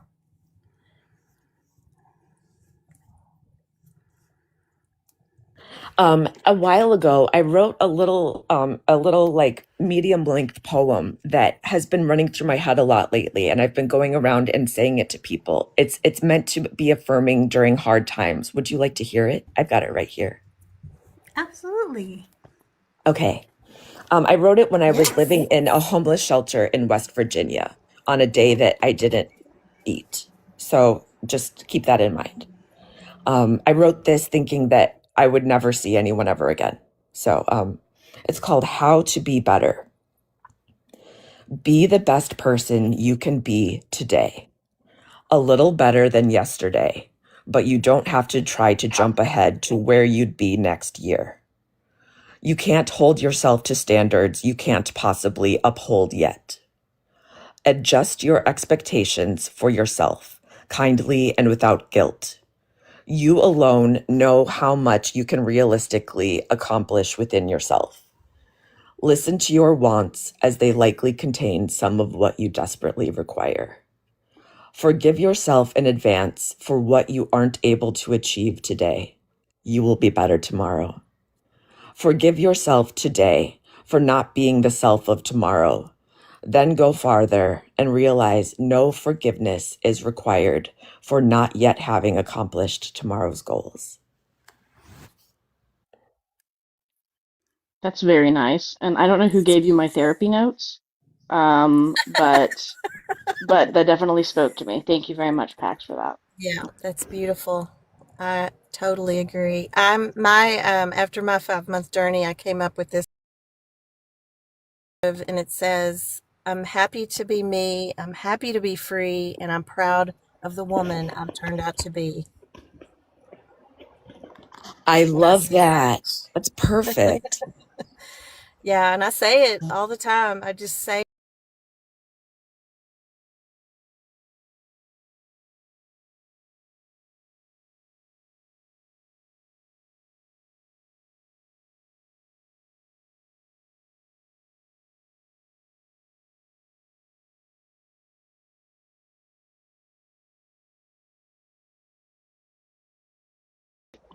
One of the things that I have to work on is my self-esteem. Like being able to word that gives me hope that I could actually maybe have self-esteem one day. yeah, So, yeah. And next year you're going to be totally different. Like you're going to be way stronger. You know, like you said, tomorrow. I love that. I love it's just one day at a time. But sometimes I just think next year I'm going to be way more strong than I am now. I'm going to have so much more knowledge and confidence from speaking out and expressing my feelings, because that's really how we leave a legacy. And that's what you're doing. I mean, that's what Crystal's doing, and I think that's what the essence is behind all the research and all of the try remembering what we go through in this life does mean something, and we are going to leave a legacy. It packs. I want to. Can I say that a very much thank you for hearing your story, and some of that. I'm a mental health therapist, and sometimes it's easy to forget that people do benefit from therapy. I have a lot of clients who come in and they don't seem to do much in the way of changing. And we talk for an hour, and then each week, and we figure things out. They feel like they're doing good when they leave, and they come back, and there doesn't seem to be much change. And sitting with that week after week, it can feel like nothing's happening. So to hear that people are benefiting from therapy, it's a wonderful, heartening thing. It lifts up my spirits, makes me realize that, hey, like what I do and what other therapists do really does matter, and it's sometimes hard to remember that. Oh yeah. Hang on. Let me talk to that really quickly. Thank you for bringing that up. Therapists have been my healers. Like therapists have been the singular only people in my life I've been able to bring what's actually happening inside of the details of my life to, and had a place for them to be unpacked without having them be used as weapons against me. Um, and I have been in therapy since I was, 19. When I realized in college that I was sleeping 13 hours a day, and there was a counseling thing, and that people were like, "Why didn't you go to counseling?" And so I tried it. And so now I'm 40, and I've done multiple modalities. I've done a bunch of shit that didn't work, but that's okay, right? But like ultimately I found the right combination of stuff that worked for my very specific complex trauma. And I'm just so delighted to say that like there were so many things in myself that I was too afraid to look at because I didn't have the tools. But over these 20 years of therapy, talking and not just therapy, but like reading about mental health stuff online, I curate my algorithm extremely intentionally to make sure that I'm getting stuff like that all the time, because I need a lot of help and support throughout my day. And so, but like everything that I've gotten from people, like one of my therapists taught me this thing called aspirational affirmations, where she had me write down an affirmation of something that I don't do yet, as if I already do it, right? So like the first thing I wrote down was I pay attention to my body and I do what it tells me. And I laughed and laughed because I was like, that's never gonna fucking happen. September. Her name was September. And she's like, just write it down, put it on your wall, and see if it comes true one day. And I started doing that, and I just thought it was silly, and I was just doing it to like make her happy. And then when I started doing it a little bit more, and then 3 years later, I do listen to my body and I do what it tells me. Not to mention, I have hundreds, if not multiple hundreds of pieces of paper of things that I've written about myself that I wanted to be true that are now true. And now I can actually write things about myself that are true without having to have them be aspirational, but they're still just badass in the first place. I have become a person that is able to follow through with reaching my goals, even despite the multiple obstacles that I have keeping me from them, because I have learned to educate my own understanding and then lean on it. And I'm learning to trust myself. I'm almost there, you guys. And it's because of you. It's because of people like you. It's not the churches where I was working where they fired me. It's not the husbands I was with that pretended to care about me, but I was paying the rent between my legs. You know what I mean? None of those people were there, but you people were here. When I was losing housing from Wisconsin and going somewhere else, Justin did a fundraiser for me and sent me $250 so that I could be safe. Like you people, like Christians haven't done that. The church that I worked at fired me when I became unhoused because I couldn't make it to work on time. But I was a domestic violence survivor. And like, absolutely F those institutions, all of the ones that were there that were supposed to keep me safe. It's therapists, it's people that actually care about the messy parts of people's lives that have actually served me. And now that I'm coming out the other side, I want to jump in and help other people because it's actually not so difficult. You just have to know a framework. And I have one to share. That's awesome. Do you have what are your plans for moving forward and helping people? I really would like to start. I have a lot of ideas. I'm sort of the de facto therapist for a lot of people that are currently marginalized and in crisis. And I'm doing a really good job with that. And I'm coming up with a lot of ideas on how to help groups of people. And plus I've been in tons of group therapy over my life. And so what I'm hoping to do is be able to sort of moderate group discussions around deconstruction and decolonization for people that are on the different parts of because there's so many different pathways of those things and people go through them at different times. So it would be beneficial for there to be spaces for these things to be talked about as people get to them, right? I also am very deeply concerned, not concerned like where I think it should go away, but there's obviously a problem with the internet, with the way that we use social media, because it incentivizes like bad interactions versus ones that are like psychologically helpful. And so I would really like to create a DBT variant that addresses how to stay regulated and be able to tell false beliefs versus reality, like on the internet and the way that we use it, because we spend so much time on here, but we don't think about it as a space where we need to protect ourselves with boundaries in the same way that we do physically. And I would really like to be a person that studies that and then helps change things, or it helps people start to change the way that they use it so it will serve them better, and so that they can because it's a tool that's beneficial. Let's use it better.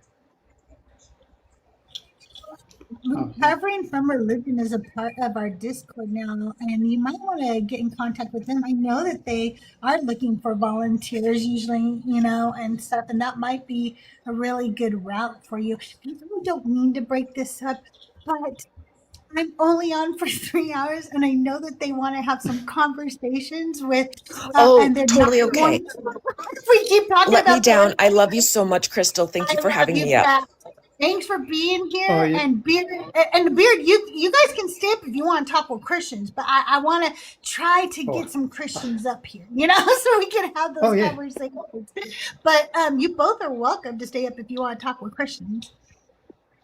I do not. Please let me down. That sounds like a nightmare. But I will be going live soon. So please, if any of you see me live, come up and talk to me.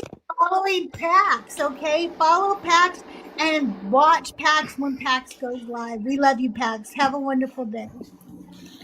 Oh, Pax, if you ever need any resources, I hope you can still hear this, Pax. If you need any resources, mental health wise, feel free to reach out to me. I'm always available for that kind of thing. I love talking mental health treatment and therapy and everything like that. So I'm available. I'm looking forward to sticking around for at least a little while and maybe have some conversation with some Christians. Okay, we're gonna try. Oh, it's not gonna let me change my background. Let me try again. Darn it. Sometimes it doesn't let.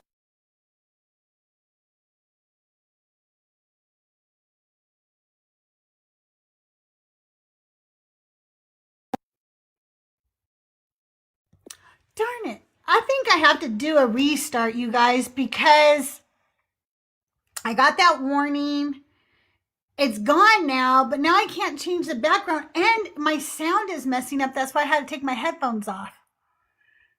Yeah, I'm doing the effects guy one, and when I click the one I want, it just goes back to this one. All right, you guys, I'm going to do a restart. Can you all please come back? Please come back. We'll restart and get a new.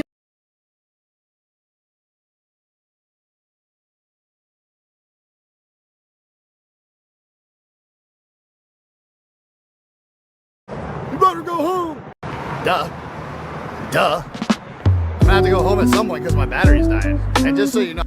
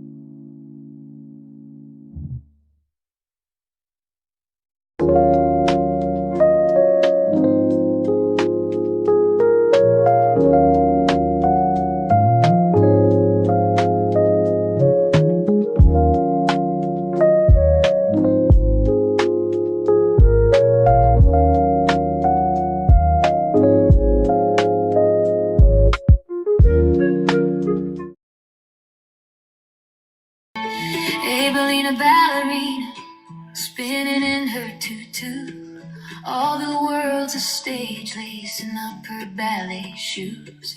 Hey, ballerina, ballerina, they applaud as you dance. You're so precious, little angel. Dance away if you can. Hey, ballerina, ballerina, wooden floor counting time. In the mirror, she's a swan, arabesque in pink tights. Start tapping the screen. Hey, ballerina, ballerina, sit still in a pew. Preacher says that life Here? you feel doesn't really We have an echo come. here. They tell her every step is borrowed, her plie heaven sent, and for every bow she's taken, she's got something to repent. Do you still have an echo? Ballerina, stand still, don't twirl. It's your fault if they're not holy. So be a good little girl. Okay. Hey, ballerina, ballerina. Because Preacher says, I don't know what would be "Let us pray." echoing. Closes the door so no one hears. Calls it a special game. He says this is guidance. Says she's As you holy, join, full of grace. let me know if you have an Claims God echo. needs her silence. Blessed are those that obey. Hey, ballerina, ballerina, the light has left her eyes. She no longer hears the music, and her steps are out of time. Hey, ballerina, ballerina, remember how you twirled. Who's to blame if they're not holy? You're still just a little girl.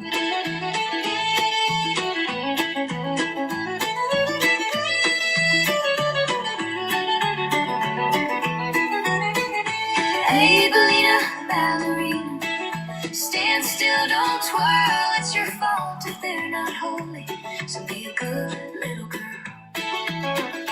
Hey, ballerina, ballerina, those aren't butterflies you feel. Life grows heavy inside you, child. There's no way to conceal. They say her name like a warning. Obedience her only crime. While he preaches purity, taking them for every dime. Hey, ballerina, ballerina, learns what judgment costs. Learns who gets forgiven and who pays the loss. Hey, ballerina, ballerina, learns to mother through the ache.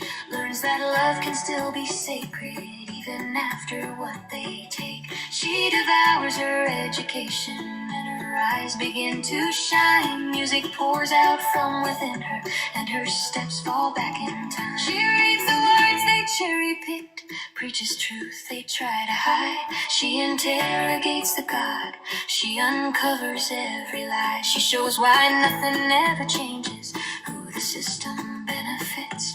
Men of God who feed on power, abuse, shame, and the grift. Hey, ballerina, ballerina, show me how you twirl, spinning in the sunlight, dancing with your little girl. Hey, ballerina, ballerina, dancing center stage again.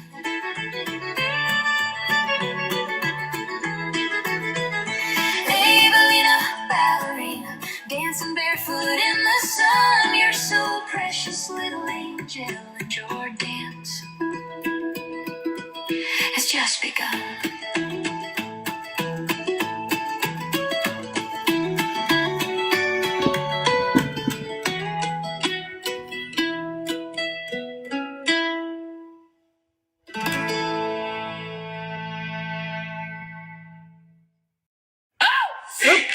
I'm not trying to play that song.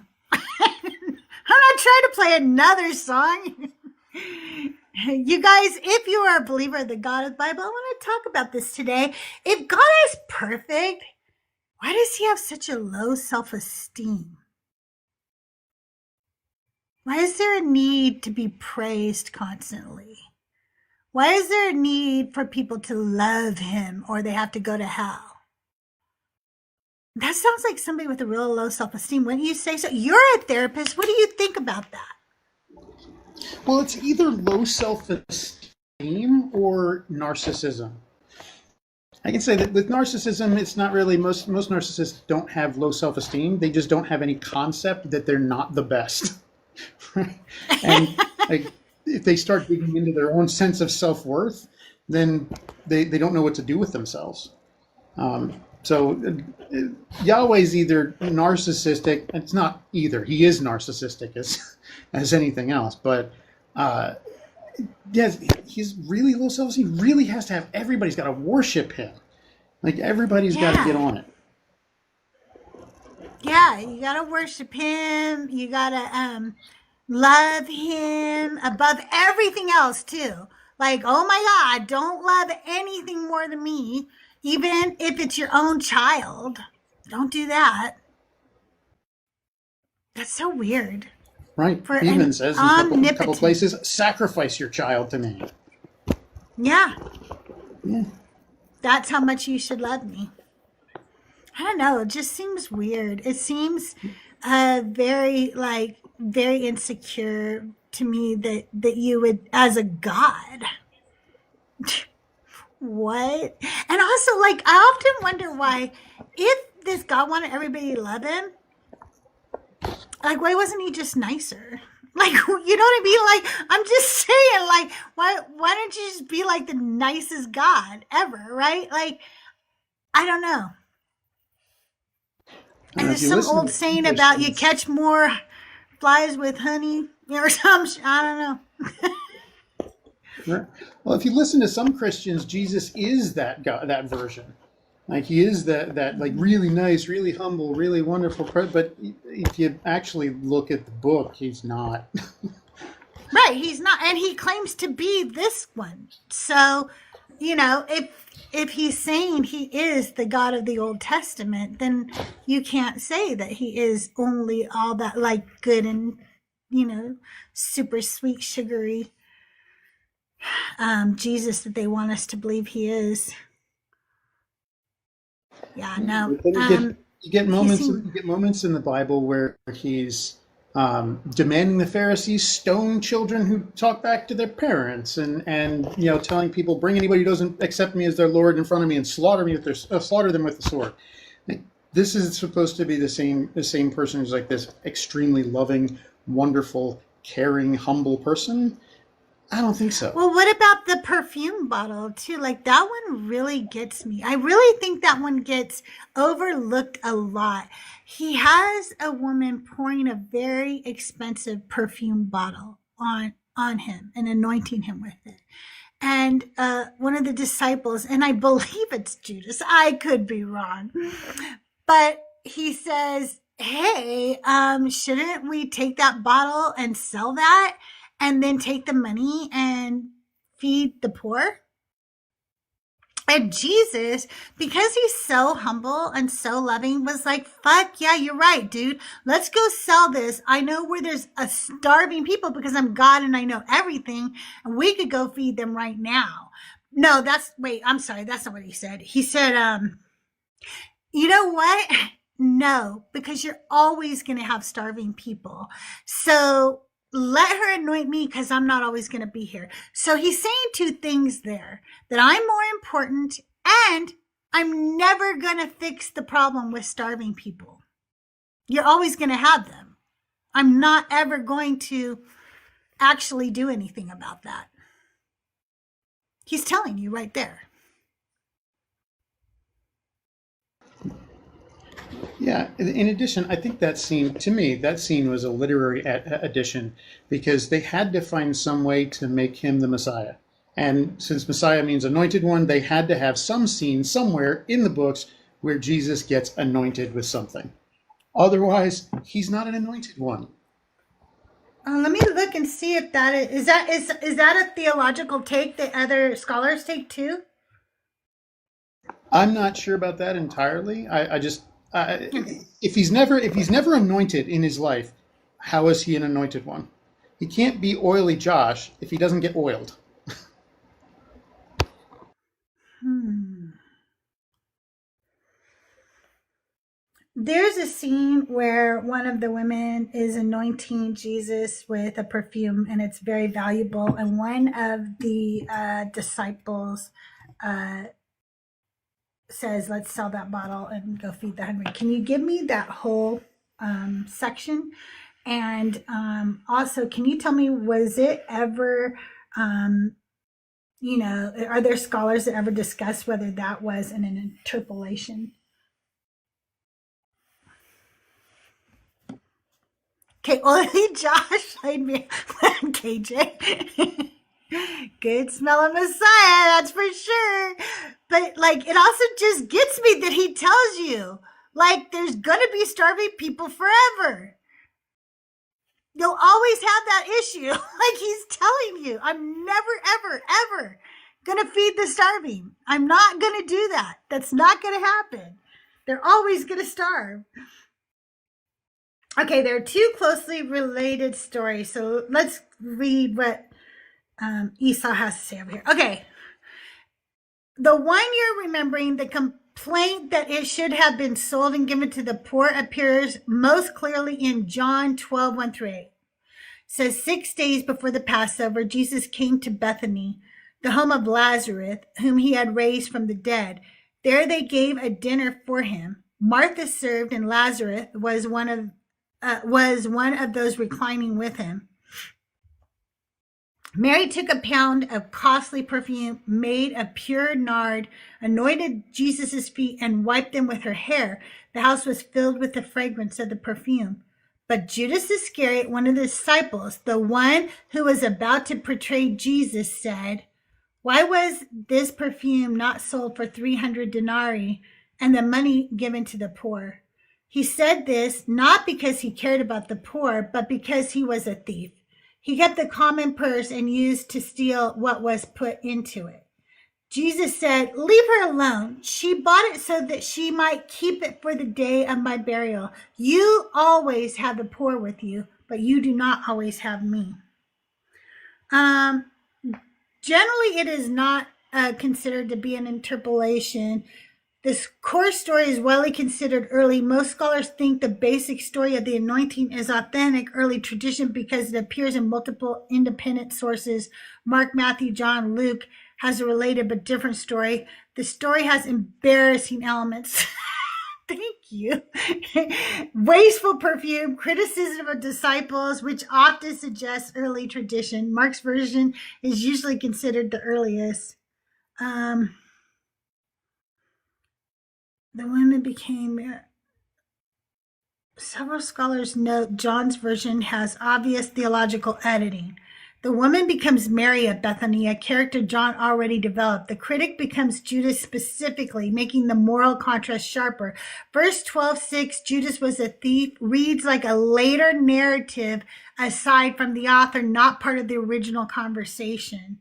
Raymond E. Brown, major Johannine scholar, argued that the narrator's comment about Judas stealing from the purse is clearly editorial explanation added for the reader.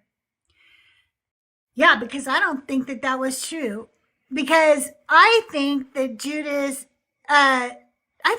was a very innocent man, and this God used him, and this God is ultimately responsible for his death, whether you believe he exploded or whether you believe he unalived himself. I think the God is responsible for Judas's death. I actually have a thing that says a background that says Judas was innocent or something like that. Oh, I've thought that for years. The story always struck me like if Jesus absolutely needs to die on the cross for everybody, somebody's got to give him up. And Judas was the one who had to give him up. But I he's been disagree. demonized. If he's powerful God, right? All loving. Nobody has to give him up. He should just turn himself in. Well, I agree with that. He should have. But also, if he's an all-powerful God, he could just forgive everybody and not have to die on the cross. Right? Yeah, there's let me find out for you real quick. Give me the Bible verses where Judas's guts spill out everywhere. I'll get that for you, Anthony. No, I don't remember. It's in Acts 1:16 through 20. Brothers and sisters, the scripture had to be fulfilled, which the Holy Spirit through David foretold concerning Judas, who became a guide for those who arrested Jesus. For he was numbered among us and was allotted his share in this ministry. Now this man acquired a field with the reward of his wickedness, and falling headlong, he burst open in the middle and all his bowels gushed out. This became known to all the residents of Jerusalem as so that the field was called in their language Hakoldama, that is, field of blood. For it is written in the book of Psalms, let his homestead become desolate, and let there be no one to live in it, and let another take his position of overseer. So, yeah, that's where he like I picture it like exploding, like, I don't know. Or alien, like it just comes out. It's so weird.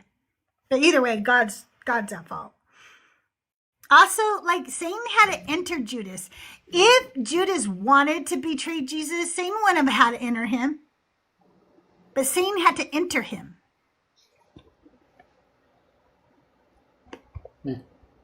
Yeah, Judas definitely got a raw deal. He really did. You guys, thank you for getting me to that 5,000 likes and 100 shares quickly. I don't know why I'm getting so many darn messages today, darn it.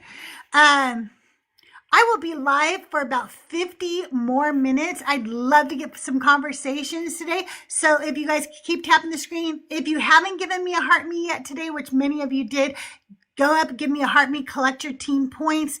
Those push me out in the daily rankings, and being pushed on the daily rankings helps me get out on the FYP. I will be doing a lot of sermons this week because when I'm laid up right now, I have a knee injury. I don't know what's going on. I only know what it's not. It's not a DVT. It's probably a Baker's cyst, but that means I either have like arthritis or a torn, ligament or something. So we're getting that looked at this week. But because I'm laid up a lot, I'm writing, and I have to go back in Genesis because I missed some people somehow. So I'll be doing those sermons this week because I'm recording the podcast, and I'm going to try to start putting out more episodes per week. But I'm also going to be offering something real cool I'm really excited about. I'm going to have a color and workbook for decentering men and deconstructing that will be a companion to the podcast. So you can sit down, color, and listen to my podcast, and then there'll be some questions and some things for you to go over in the workbook if you want to help with the deconstruction. So I'm really excited about that. And so I need to get Genesis like perfect so I can do the Genesis color workbook that I'm putting out. I think it'll be fun.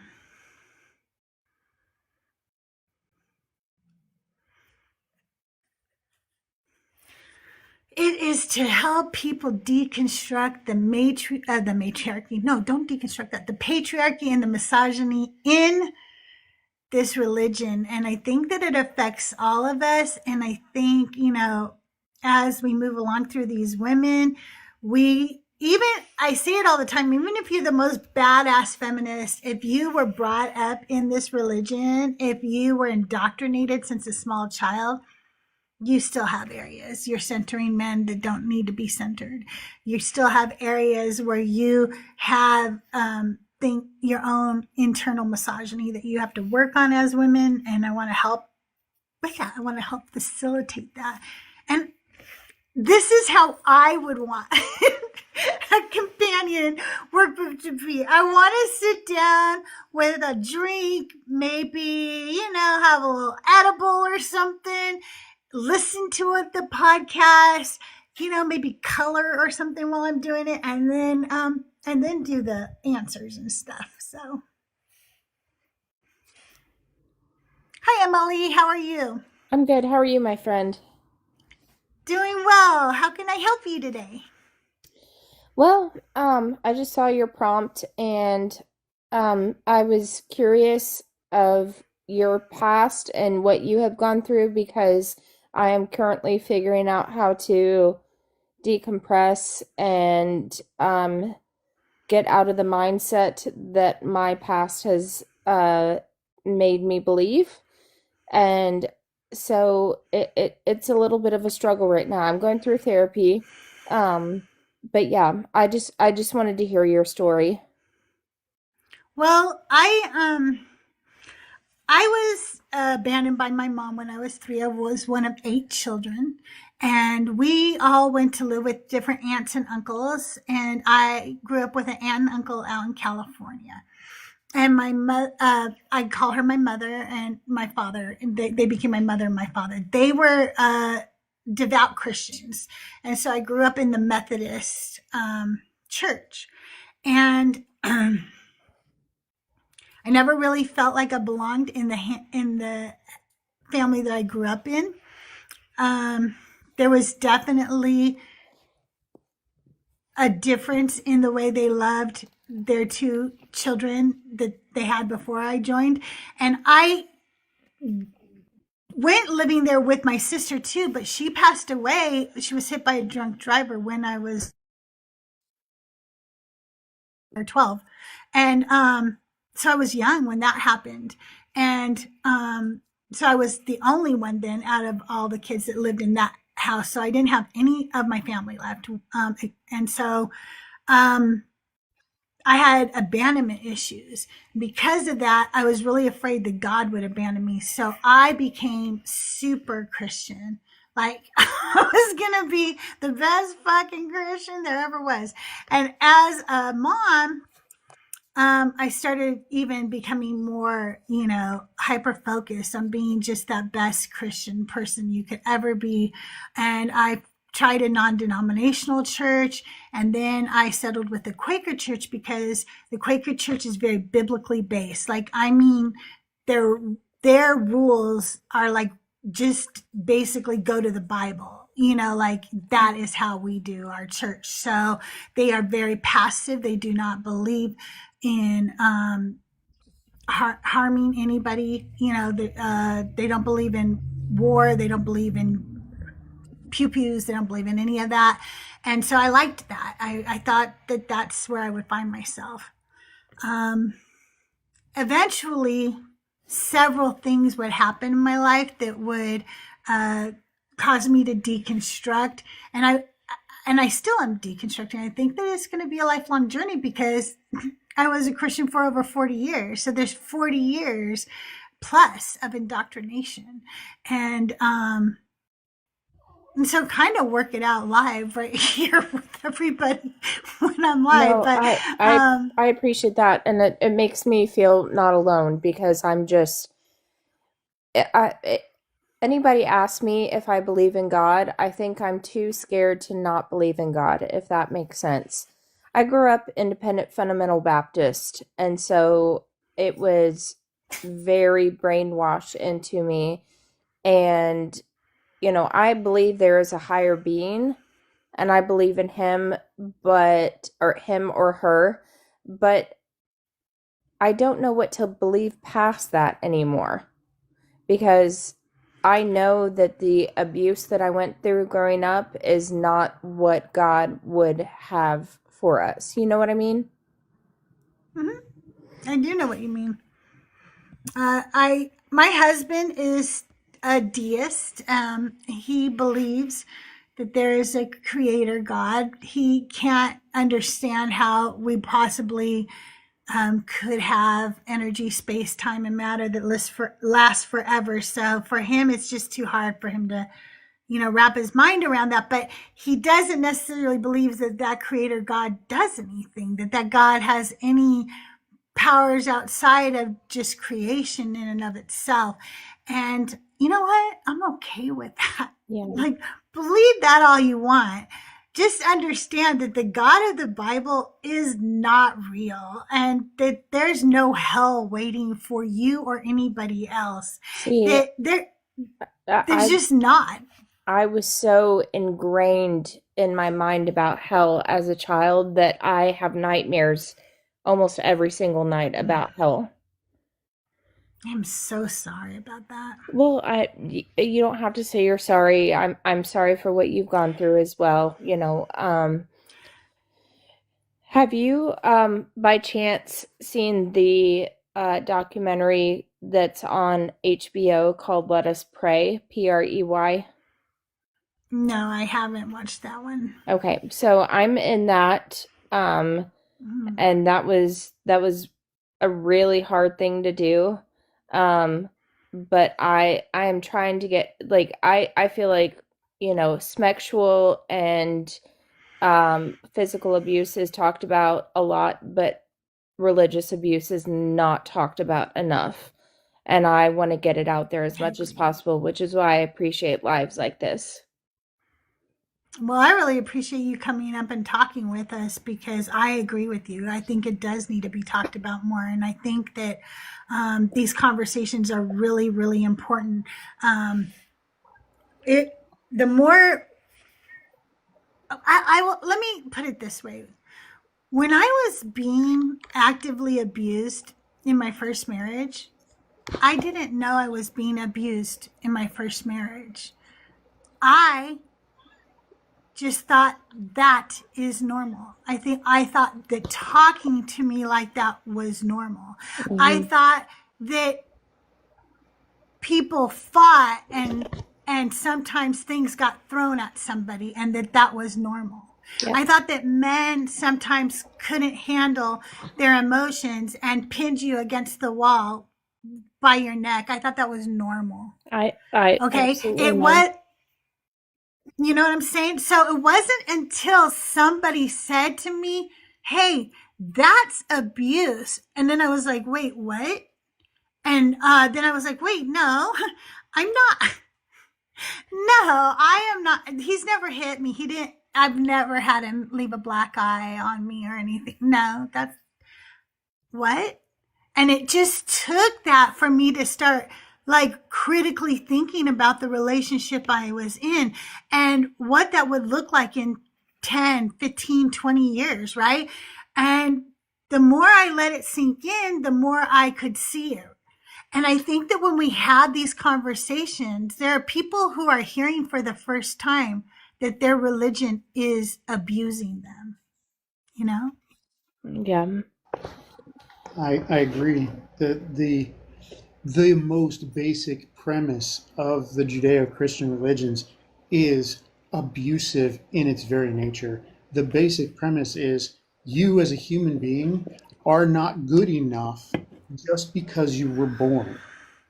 The premise is you're sinful. The sin nature has filled the world. It's changed everything. It's terrible because it's telling people from the moment they're born that they're pieces of crap and that they have to work really hard in order to try and get a glimpse of what might be waiting for them. But the odds are they're going to hell because the God's not going to appreciate you. I'm currently working on trying to pull together a live with the topic that is Yahweh is abusive, sticking with the technical abuse cycle that we see and use in mental health treatment. He fits every single step of that throughout the book. There's a building of tension, followed by an explosion, followed by a honeymoon period, and trying to make it up and wooing back his people, followed by a period of time that is stable, followed by another building of tension leading to explosion. This happens over and over and over throughout this book. It's treating people as if they're abuse victims from the door. It's a dangerous religion in that way because it makes people devalue themselves. The first place we have to start is with ourselves in rebuilding our own self-image. Sin is not a thing. Hell is not a thing. These don't exist. They're part of a story from the Bronze Age. We are people who are wonderful. Go ahead. I'm so sorry. I didn't mean to interrupt you. Go ahead. Do you mind me asking you both, do you both feel like when you walk out of the door and you start telling your story to people that you look like you just have two heads and they don't understand what you're saying? Like that's how I feel. I start telling my story and people seem like I come from a different world and it's kind of a lonely world to feel in. And it can be very lonely. I luckily have found this community, and I talk to my friends every day online, all day long, actually. So I don't feel so lonely anymore, thanks to everybody in this community. But when I talk to a Christian, I know that I know exactly what they're thinking, because I know what I would have thought if somebody like me had said the things I say. I would have thought, oh, that poor girl, she's so lost. Somebody hurt her. She doesn't know the real Jesus. I would have thought all those things. But instead now, I think about the other person I'm talking to. I think, oh, you poor thing. You're in a cult. Yeah. You've been indoctrinated. Yeah. And I literally think that. I do not, there is nothing a believer can say to me now that will make me feel bad about myself. There's nothing they can say to me now. Nothing they can say to me now. Not any of them. Not any family member who came to me and said, oh, Crystal, I'm praying for you. I would be like, okay. Oh, I know you are. Because I would have prayed for you too. That's exactly what I would have said. That's exactly what I would have done. So I expect just that. Well, I really appreciate the friendship and, getting to know you guys, I truly, because I'm trying to decompress from this, but the nightmares are bad. The I'm so sorry about that. daily like anxiety of if somebody's gonna I have had pastors show up at my house multiple times, and I have never given my address out to anybody, so I don't know how they found me. So That's fucked up. I live in fear constantly, and so I appreciate having somebody that knows what I'm going through.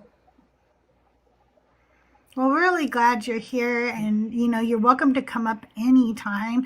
And I don't know if you're in the discords or anything, but I have the links in my bio if you want to join one of our discords. I have the Deconstruction Junction. It is very big, and sometimes you can get a little lost in there, but I also have mine. It's much smaller. It's a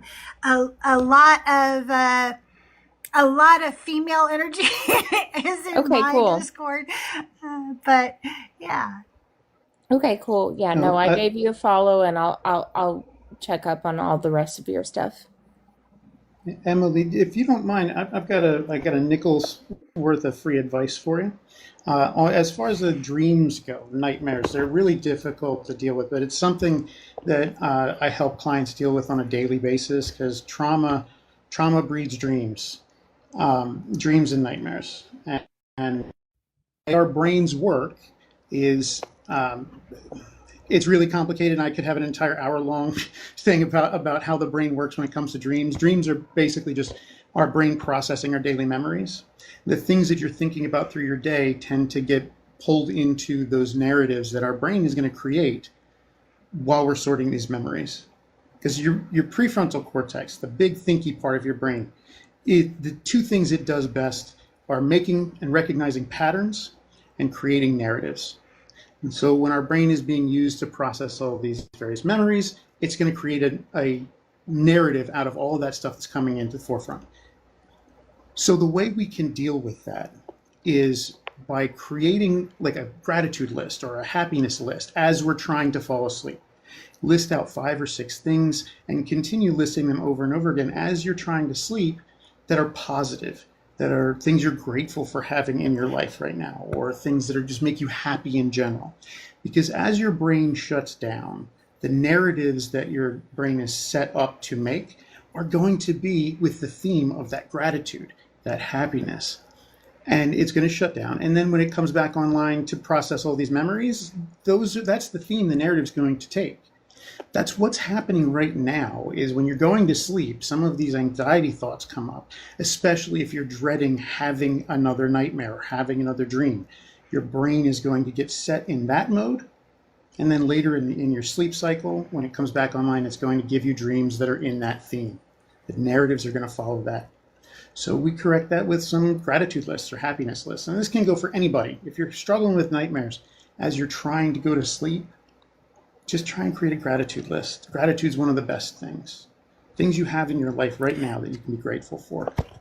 What I've been trying to do I and has helped me is just like at the end of the night, just opening up my journal and just writing something down, how I'm feeling, what I'm scared of, something like that, and just trying to let those words loose before I go to sleep. I think that one of the absolutely things wonderful. that helped me with my anxiety of hell was learning the truth about what the Bible actually teaches about hell, and what it is that it's a bunch of contradictions that don't align with each other, and that the actual true hell that we're so afraid of wasn't taught until centuries later. And so the more I realized how it was used to do exactly what it was doing to me, that was what it was created for, that's what its use was to make me that scared of it. I don't know, like it just really helped me realize again, like to rewire that part of my brain to go like, yeah, no, that's just as fake as everything else in this book. It's just as fake as the talking donkey, you know? So that really helped me a lot. Yeah, the fear mongering is just so incredibly crippling at some point. Yeah, I get it. I get it. Yeah, It's nice to not it feel really alone. is. Thank you, my friends. Truly. You are not alone. You are not alone. It was really nice that you came up today, and I hope you come up again. Thank you so much for being here. Of course. I am going to get off here. I'm going to get to work in just a bit, but thank you. Thank you. You have a wonderful day, Emily.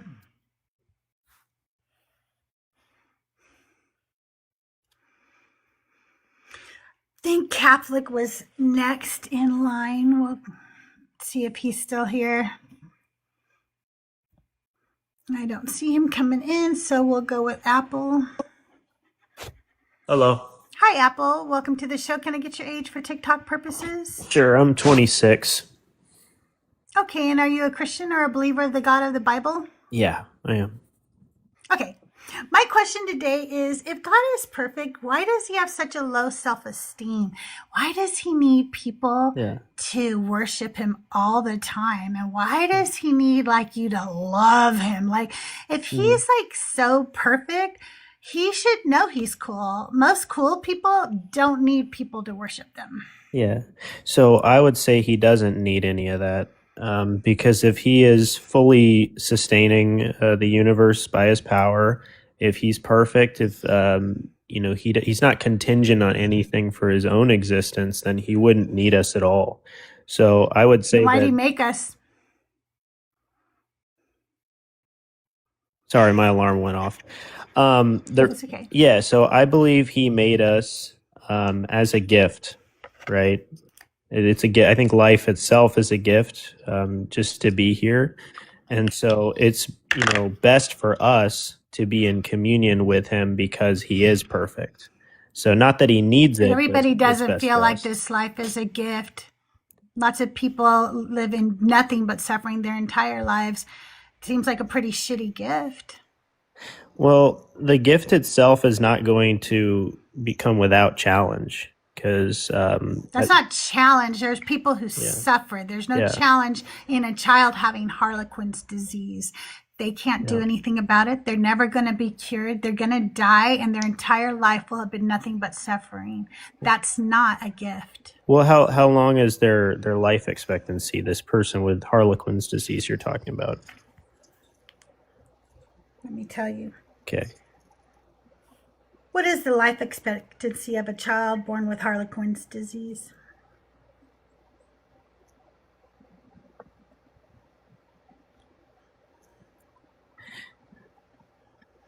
Most infants die within the first few days or weeks. Yeah. Many infants now survive infancy, but most of them die very young. And what point does that have to make if their entire life is suffering? Yeah. Well, what I was going to say is because we don't believe that human beings are just purely material, they're also spiritual, is that the point can be to draw others closer to God through the experience of that other person's suffering and how that person might be That's able to get through it gross. themselves. And also that Ew. person is just transitioning locations.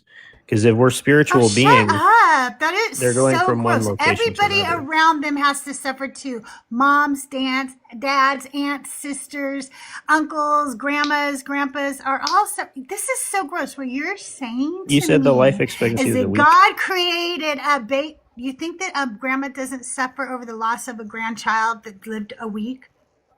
Are you serious right They now? do, but the child And itself doesn't.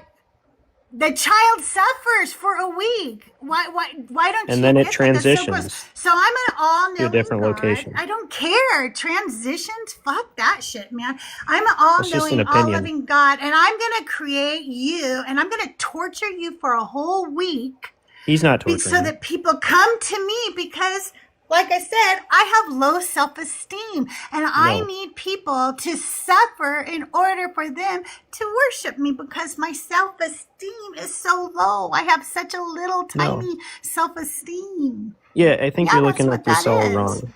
No, So because I he's got a first question. off. Let me just make 2 points here. First off, he's No. not Let causing Bear. anything. He hasn't talked yet. So let Bear talk. Yeah, Bear, go but ahead. you made 2 points anyway. Okay. Bear. I call you Bear because So that's all I I- can see, Beard. The beard. I am the beard. It's Yeah. the beard of empathy. The beard. So I have a question. So who exactly was this gift for? If humans are a gift, and who is it for? If I make a gift for my wife, it's for my wife. From the door of me making that thing, I know it's for my wife. Who were people a gift for? Wait, said who are people a gift for? Because you're saying a God. gift You has to be said given God to made somebody. people as a gift. Mm-hmm. Who's he giving the You said gift God to? made people as a gift. That this human life is a gift. Who is that gift for? The gift is for us in general because think about it. We didn't earn it. Okay, it's just something that's We given don't to want us. it. Some of us don't want it. You have to pay for it. Why are you giving me a gift that If we it's a didn't gift, why want? do We we have to never pay for asked it? for. Yeah. So you're saying it's better if It's humans not a just never gift. existed at all. There's some of us who would be okay if we never No, I'm existed not at saying all. that. Okay, Okay. Apple? Well, for Some of those us people, would be okay with that. yeah. Well, I think you don't understand where your value comes from then. If that's If we have what to you pay I want for to it. do. think that you don't understand that people don't think that suffering is a gift. Like, I'm serious. For your birthday, I'm gonna get you me putting you through torture for a week. That's what I'm gonna get you. Look at that Yeah. gift. And you know why I did it? So that everybody would worship me. Because No, I have a low self-esteem. that's not the reason. That's not the reason. If you Yeah, have it someone is. around Yeah, you it is. who's You said that if you have- earlier. let me answer. No, I You didn't said say it so they was so worship God. him. Yes, you did. I didn't You say said that. so they would turn to him. You said so they I would never turn said to that. him. That's the same. Yes, you. Let's see if somebody was recording this, they can play Cannot it wait back. to I make never the said clip. that. I have it recorded. Great, and you can I play it will back make and a see where you're clip. putting words in my I'll mouth. make a clip of you. Okay, great. Keep being confident about things I didn't say. That's a great tactic. Okay. So what I was saying is no, it transforms people. When someone else around you No. needs your help and you're required to take care of them, some people change in that and through that, and that makes them less selfish. That makes them And self-giving who's doing to that others. change? Apple, who's doing that change? Who are they going to turn to? Who's going to guide them? Who needs all of that? The God God with the doesn't low need any of that. self-esteem. He doesn't need any of Then that. why did he create it all? Because none of us asked for it. He cannot give me a gift if I don't like it. It's not a That's gift. not true. Okay, it's That's just not true. yes. On Yes, Christmas, it is. no, I'm no, sorry. that's not true. Yes, it is. On If you give Christmas, me on something Christmas, and you know me no. and you love me and you give me something that I don't like or won't use, it's not a gift. It's a burden. You're putting the cart before the horse, though. You don't even understand what I'm you're not. talking about. You Yes, are. I do understand Because what I'm if you don't talking about. exist, hold on, if you don't exist yet, then you can't say whether you like something or not. So what you're saying is stupid. He has to give you life based on whether you want it or not. But you didn't exist before he Hey, gave it to you. So this Crystal. makes no sense. Hey, So, Nicholas, how are you? And no, gifts are not actually, you contingent know upon what? whether you like them or I'm not. actually really high on life right now. But Apple, there are 2 specific Bible verses in Isaiah that explain that God created us for His glory and His praise. So what you're saying is absolutely verifiably false according to the text. Creating someone for glory doesn't mean you need them for glory. And You guys praise, are conflating two and terms. praise, glory Okay, and same praise. point. That doesn't mean he needs it in and of himself. Just because he creates it for an end doesn't mean he needs it. Well, obviously he does if that's the end goal, to have everybody No. praising him. It's what he wanted. It's what he wanted, whether you want to admit that or not. So is a Apple. want the And same if you as a have a need? want, that means you weren't perfect in the first place, because a perfect would not have a want. That's not okay? logically But following. You're wrong. that does logically Needs follow. You are don't not even know what needs logic are not is, wants. sir. Okay, now you're just getting emotional. Needs are not the same as wants. I If got your deity emotional is all because I powerful, said something. I love it when they that's go funny. right to emotional. Well, you are. Your Hey, argument isn't Beast logical at Boy, all. keep your dick in your pants, okay?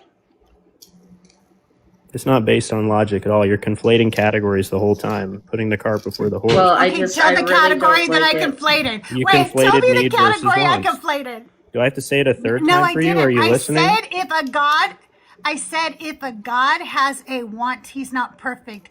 That is not conflating. What's need the with argument for want. that? You're too stupid. I'm What's the sorry you argument for couldn't that? handle that. Because if you're a perfect, you want have means no you don't want. have What's the anything argument for of a that? thing. God damn. Go You're just ahead. asserting Maybe a something. The man definition of can the make word it want? so he understands. Well, she's just asserting things with no logical argumentation. So She doesn't need logical So she You're argumentation. doesn't. being So To too she use the can. definition of the emotional, word sir. want, Now they mute. to Don't use be the so Now they're getting definition of the scared. emotional. word want, Now Hey, they're hey, muted. Apple, are you non-denominational out of curiosity? No. Okay, No, he's what Eastern is Orthodox, I bet. Eastern Orthodox, and you have the balls to come up here and lie on the text on our God? How dare you? Lie on what? What have I lied about? That On needs are Isaiah, different than you lied wants? on Isaiah. You admitted it was a want, and wants are different than needs. No. A So are you want going to is retract what you desiring said? Specific something Bible you verses. lack. I'm That's not going to from let you Russell, twist my a words. I Christian. don't play A that game. want is desiring something you lack. That means he lacked something, so he cannot be perfect. The fact No. that you don't understand what a want is not my problem, sir. I've noticed something about Orthodox people. They don't understand definitions because they have to go ask their church daddy what words mean before they can comprehend them. I bet you any Eastern Orthodox priest would be slapping him around right now by lying on the text. Like, how dare you? So, do you know what I remember learning? That when you assume things, you make an ass out of you and me. When in the world did I say I was So Orthodox? stop doing Where that. in the Why Bible's are that? you doing that? Well, so now there's a two quote. Did you not say you're Eastern Orthodox? No. See, you guys have. Okay, I think so you're what hallucinating. No, denomination are you? he didn't. She's He didn't. He hallucinating purposely earlier. didn't You're answer. hallucinating. He purposely didn't answer you. She never asked me Okay, what and he denomination let- I was. Yeah, I did. I Yes, asked. he did. No, Yes, he you did. critically didn't ask me. All you asked So, if I was a Christian and a what believer in the is So Bible. your what? Nicholas did. denomination? So what? So Nicholas what? did. Yeah, so you can just make up things, right? What is your denomination? What is my? I don't have a denomination. So you're non-denominational. So when I'm I not said, even are you, that. I don't go to church. when I said, are you That's non-denominational? what You said it no. means to be non-denominational. Non-denominational you is a idiot. denomination, dummy. You're a No, liar. it And you're isn't. going They to combine like Baptist Idiot. theology with You're other such theology. a liar. You guys, it's Liar, $10. you're bound Everything to is a believe. denomination. Send that to the Everything's link a in my bio, or denomination. go to my throne and purchase. Non-denominational is a denomination. You have to let me It's a know in chat contradiction. though, so I know that you've done it. Non-denominational So if is someone not a doesn't go to church, they're not denomination. part of That's a why it's called denomination. non-denominational. But keep lying your way out of it. It's like a fire for you. Do It's they- so weird. Nicholas, Is do anybody- non-denominationals have doctrines that align with other No, denominations? they don't. No. Yes, they don't. do. They share No, theology they with don't, you Baptists. idiot. So I'm an No, idiot they even though I don't. know what that is and you don't? I've been to non-denominational churches, Yeah, and they're all different. contradictory. Depending They're on the church contradictory. you go to, you go, oh, this one believes in baptism. This non-denominational Yeah. church doesn't. This one believes. They're all over the so they place. don't. They So what are you share talking about, you theology with idiot? other No, they denominations. don't. You But just Crystal, admitted they and do. You just said it. Are you listening to yourself? It's like talking with a robot who doesn't even listen to themselves. You just guys, remember, are you listening to him? not really. I've Yeah, just exactly. been You thinking just about admitted it. words. Not really. Words You don't guys mean are words. literally dishonest. You're not listening to the person you invite up. You just admitted it. You admitted You're it, saying and the the other stupidest person shit admitted ever. I was listening, but then you started denying that words mean words. Non-denominational. The prefix Yeah, non it's a means contradiction. not. I don't care if they Contradictions call don't themselves exist. that. It's a contradiction. Okay, so you're a It's because follower they of don't follow any Christ, yeah? specific denomination. He's You're a They Sadak follower. follow the overall MacBiftosh. religion. Okay, cool. So, Sadak Mac, can you please look up Galatians 5:22-23 for me? I assume you have a Bible. Who the hell are you talking to? You. Okay, maybe you can address me by my name so people know who you're talking to next time. Apple. Okay. Galatians 5:22-23. Okay. Let's see what it does. Okay.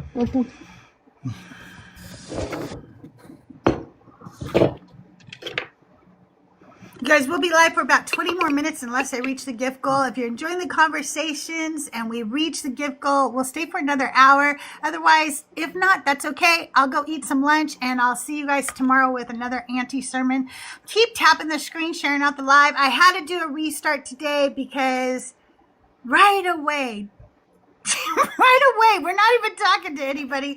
They restricted me and then my sound was off. So we got that all fixed. We started again. And we'll be here for about 20 more minutes. Okay, so it was Galatians 3:22-23? Mm-hmm. Okay, yeah, it says the scripture. Wait, that's not 25? what you said, was it, Nicholas? Galatians 5:22-23. I'm sorry, my bad. Galatians 5:22-25, you said? Okay.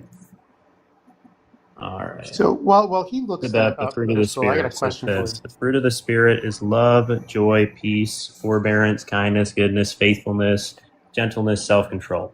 Against such things there is no law. Those who belong to Christ Jesus have crucified the flesh with its passions and desires. Since we live by the Spirit, let us keep step with the Spirit. Yeah. Beautiful. Have you shown patience or self-control within this life?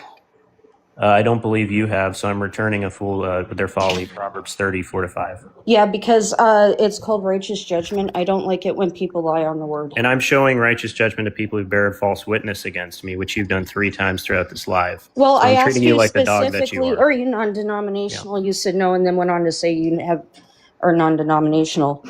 Because a non-denominational person would go to a non-denominational church, and I believe that is a contradiction. I don't go not to all any non-denominational. Not all non-denominational people go to non-denominational church. You're just being so fallacious right now. No, I'm not. You assumed I was Eastern Orthodox earlier, and well, somebody said Eastern Orthodox. That's why I said that. Yeah, you know who said that? The host who made shit up. I said it. Because she likes to make shit up. I didn't make shit up. I said he's probably Eastern Orthodox. And you didn't correct us on purpose. And that's okay. You wanted there to be a misunderstanding so you could later say all this. I don't care. I admit my mistakes. Hey, you guys, he's not Eastern Orthodox. I made a mistake. There you go. Good. Thank you for being an honest person for once in your life. I am an honest person. I've always been honest. There we go again. You're the one who's not honest. That's okay, Pumpkin. What did I lie always about? Honest. I've been very straightforward this entire time. You lied a lot of things already. You put words in people's mouths the entire time. You have issues. No, I don't. This is why you have an issue with God, because of this. Okay, so why were you lying on the text? You have narcissistic traits. Why were you lying on the word of God? Nicholas, your God's the one with the narcissistic traits. Narcissistic traits. Listen, whoever said I lied on the text for the 3rd time, I distinguish between a need and a want. The text never uses the word need. The text talks about the ultimate end of what God does. That doesn't mean he needs it. Okay, we were discussing in terms of our creational purpose. So, Nicholas, are you going to ask me that question again? I feel like I'm we're not going to keep talking over people because, hey, everybody, just a second. For real, we cannot keep talking over each other. The chat cannot follow. They're asking us to speak one at a time. Apple, stay muted while Nicholas talks. Nicholas, stay muted while Apple talks, okay? Go ahead, Absolutely. My apologies, everybody. So, the discussion was what was our purpose? Why were we created? Which is what Crystal had brought up, and it was her answer was for his worship and praise. And you said no, it wasn't. So I went to Isaiah because I know those passages are there where it clearly dictates that yes, we were in fact created for his glory and his praise. So, and then you started trying to make up some on the spot apologetics. I don't know why. I don't know why Christians have to consistently lie on the text. What It's did I lie about? absolutely exhausting. No, you'll get to talk when he's done. I'm not kidding. Do not unmute again. We're doing this for the audience. Just let Nicholas finish, then you will get a chance. Okay? Go ahead, Nicholas. Finish up. I can't understand why Christians can't be honest with, words mean words. The text means the text. This is the infallible word of God. Why are we consistently changing it for our own narrative and use? Is it because it's uncomfortable? Maybe, but the Bible isn't supposed to make you comfortable. It's supposed to tell us a story. Okay, Okay, I'm going to respond go ahead, now. Apple. Where in that text did it say the word need for the 5th time? Before you accuse me of lying again, show me in that text where it says need.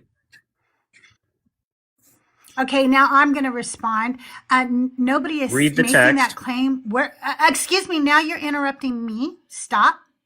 Nobody is making that claim. Okay. My claim, stop interrupting me. Stop it. My claim was that God made us for praise and worship. You said he didn't. He made us as a gift to ourselves. Show me in the text where it says that. Liar. No, I it's never not said wrong. he didn't make us for praise and glory. I said he doesn't need us. You filthy liar. You're dropped now. I don't care that nobody sent me the $10. The beard, you know he said that. Please back me up. He fucking Yes, said that. absolutely. He did. He absolutely did. Because I asked who the gift was for, and he said it was for us. So his claim was that God made us as a gift to ourselves. And yeah, And I I said we still were don't. made for worship and praise, and he said no, we weren't. Yeah, that's exactly what would happen. Okay, And And then he so sits my there and calls still, me I'm a curious. filthy liar. I'm gonna clip the fuck out of this. What the fuck? Oh my god. I still have a question. I got a question, Crystal. Let me help me work this out a little bit. If I were to Okay. go and say buy a gift and bring it to you and say here's a gift, and you go okay, I didn't ask for a gift. I'm like okay, yeah, but now you have to give me $150 because that's what I spent on it. Is that a gift? Is that a gift? No, it's a It's the burden. same. Right. It's the same mindset that people have, that men specifically have, when they take a woman out on a date and expect to get laid afterwards. Because, oh, I bought you Yes. dinner. You should do this. This is exactly the same kind of thing he's saying. Like, oh, it's a gift. I bought you dinner. You need to put out. Like, no, it's not a gift if there's an expectation of return. I want to tell you something. This was a really hard thing for me to learn as a person. Okay. I like to give gifts. I really do enjoy giving gifts and seeing people's reactions. And I like really personal gifts. I love it. It's just really fun to me. But one day I learned that if I give a gift and it's truly a gift, then I should expect nothing in return. And that means not even a thank you or recognition. If it's truly a gift, if I want to be really altruistic about it, then I need to expect nothing in return and be okay with that. And when I started gifting that way, my gifting changed a little because it stopped being about me and what I wanted in a reaction and started being about me, what I was actually giving that person. Because there's a lot of gifts we give people that literally become burdens. Like, you don't understand it. How many people have been given a pet that they did not want nor ask for, and now they have a living thing that they have to care for, okay? How many people have been given some kind of fucking knickknack that you feel like you have to keep around your house because your mother-in-law might come over and notice that the knickknack's not there, and you fucking hate that knickknack. You have to dust it all the time now. It gets in the way, and you had something, a pretty vase you wanted to put there or whatever, right? So just giving somebody a gift doesn't actually make it a gift for them. Quite often it makes it a burden. Yeah. I think that if we were made as a gift, it was a gift that God made for himself so that he could get the praise and worship that he desperately wants. I noticed I did not say need. I said desperately wants. Right? But again, to your point, if he wants it, it means he's lacking it. And if he's lacking it, he's not perfect. Exactly. Hey, Nicholas, I didn't really get to say hi to you today before. We went right into that. How are you doing today? Great. I had my HRT appointment today. It went really, really awesome. Oh, how'd that go? So I'm going in for blood work this week, and from the looks of it, within a month, I'm gonna be on HRT. So, wow, how exciting! yeah, barring extreme health issues, which I don't have any. So yeah, I'm actually really high on life today. I don't know why people keep arguing this in the chat. Again, Chris, nobody is saying that wanting is needing. Nobody is saying that. Nobody has said that once. Not once have we said that. We said that if you have a want, you lack something. You have a desire because you want. And that means you have a lack somewhere. That doesn't mean you need it, but you're lacking something. And if you're lacking, you're not perfect. Yes, it is. Go look it the fuck up, son. Go look it up. Because you like to just fucking change definitions of words. But words don't mean words. What is a want?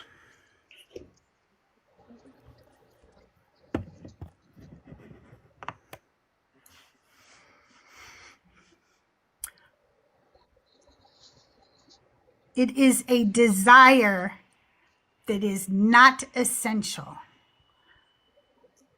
If you have a desire, you're lacking something.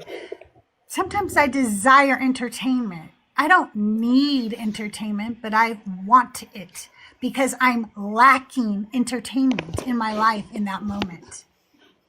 If I'm perfect, I wouldn't want for anything. Have you not heard that saying? That if you had everything, you would want for nothing? If you are perfect, you should want for nothing. And God needs humans. God needs humans. Actually, Genesis is an example of how he actually needed us. He needed us to till the land, to be caretakers of the land. So what? Yeah, so the need was in the requirement to have people do things. Where the want comes in is he also wanted people to kiss his ass for it. So needs and wants do work hand in hand. Like, for example, I need food to survive. However, I really, really, really want Chinese food because yum. I mean, yum. It still works hand in hand.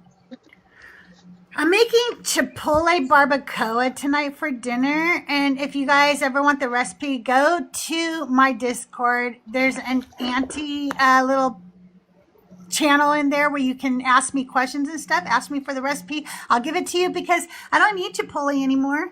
Because you know what? The CEO said they're going to keep raising those prices because they can. Because they can. We'll keep paying them. And I just want to show him that we will not. So I make a copycat barbacoa that is spot on, tastes fucking delicious, and I'm making that tonight. Doug smokes up a roast for me the day before, and then I take the roast and slow cook it, and it's so good. I'm gonna need that recipe. That sounds I have a phenomenal. smoker. I've got a pork butt right now that I need to do something with. It's in my freezer. I'm gonna need that recipe. Oh, you could probably use it. Yeah. You could do this. Oh, another thing I like to do is you can smoke up, a pork roast, and then this is so easy, but it really does work. Okay. You put it in your crock pot, put it in like smaller pieces so it'll shred nice later, and pour it in. And for me, there's only one. It's an Herdez, Herdez, Herdez.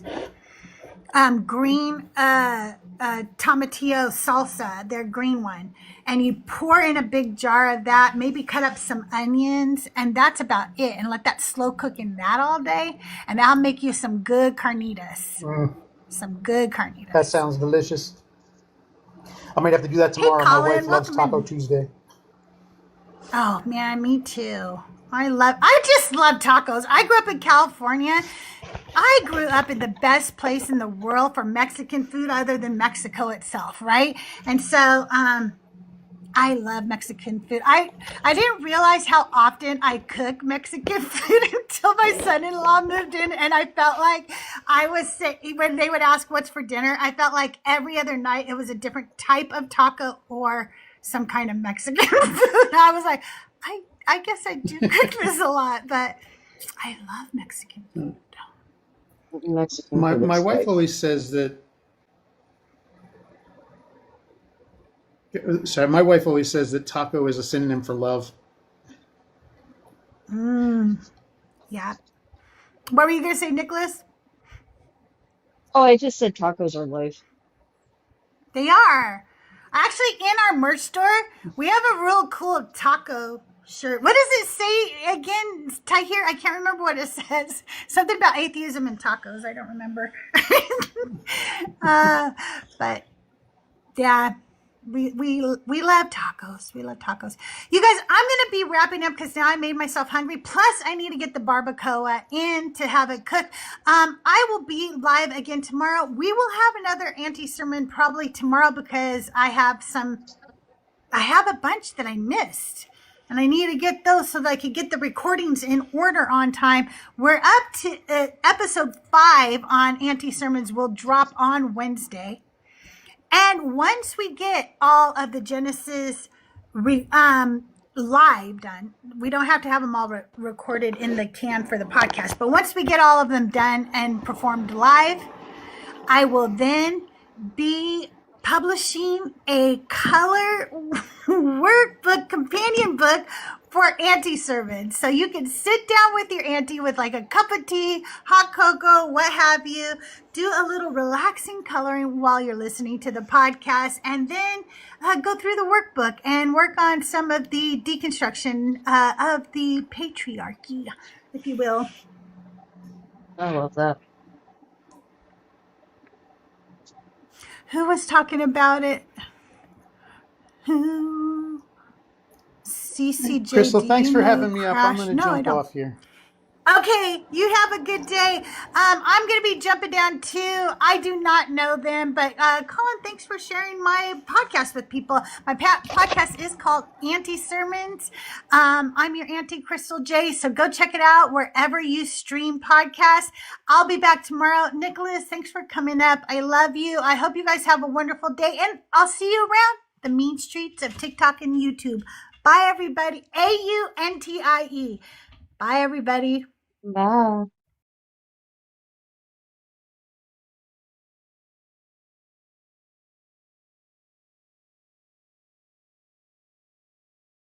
And then once we did the closing, got the keys, and I was like, oh, thank you, Jesus. Thank you, Lord. That was dumb. I worked hard for that house. I put the deposit, did the closing, and I'm saying, thank you, Jesus. Wow. My hard work, I did it. My husband and I, we did it. And then I'm thinking, thank you, Jesus. something that I've never seen in my life. And I'm following, praying to a white tea man. What was I thinking?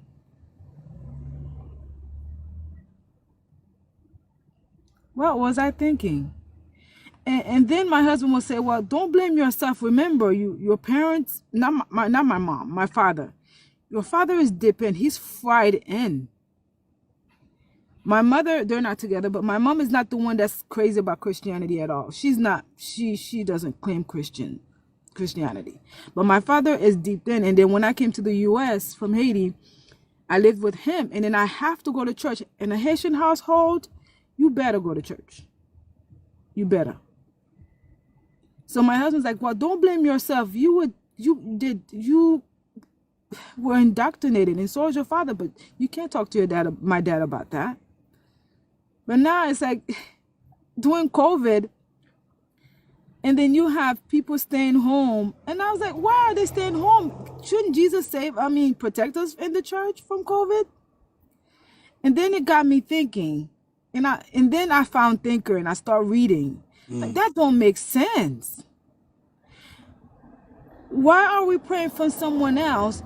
And I'm pretty sure my people, the Haitian Christian, if they had money to help the other people that I said, they would have. They would send money down there just to help them. And then here we are trying to survive our country. Wow. I am so happy I'm deconstructing for this thing. It's been 6 years now. Yes. And my children will not go through what I went through. No way. No. That's the cutoff line right there. That's it. That's the mic drop. Yeah.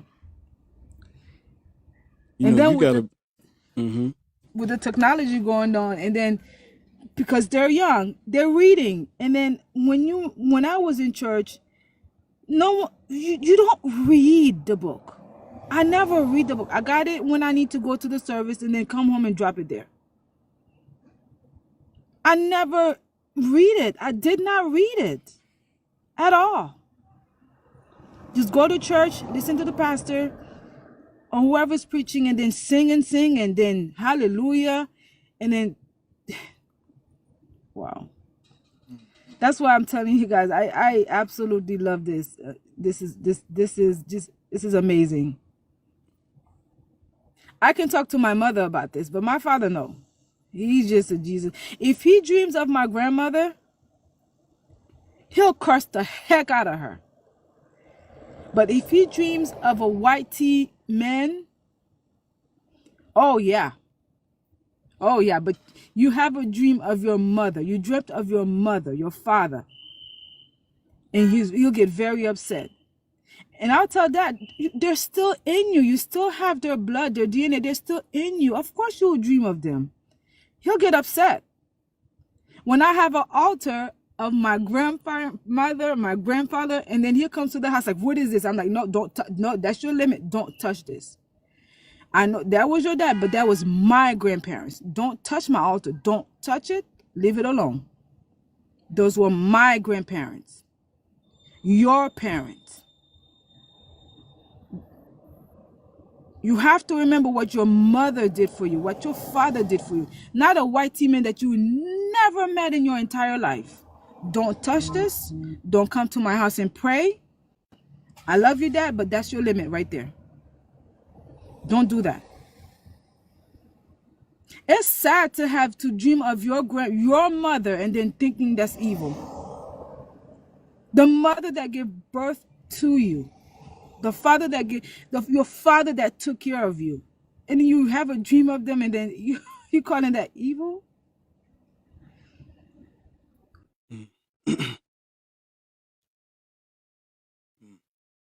But a lot he's of already too deep.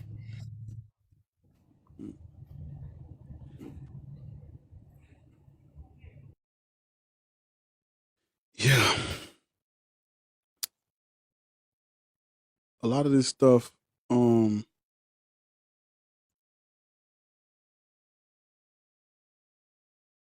it. Okay, there you go. uh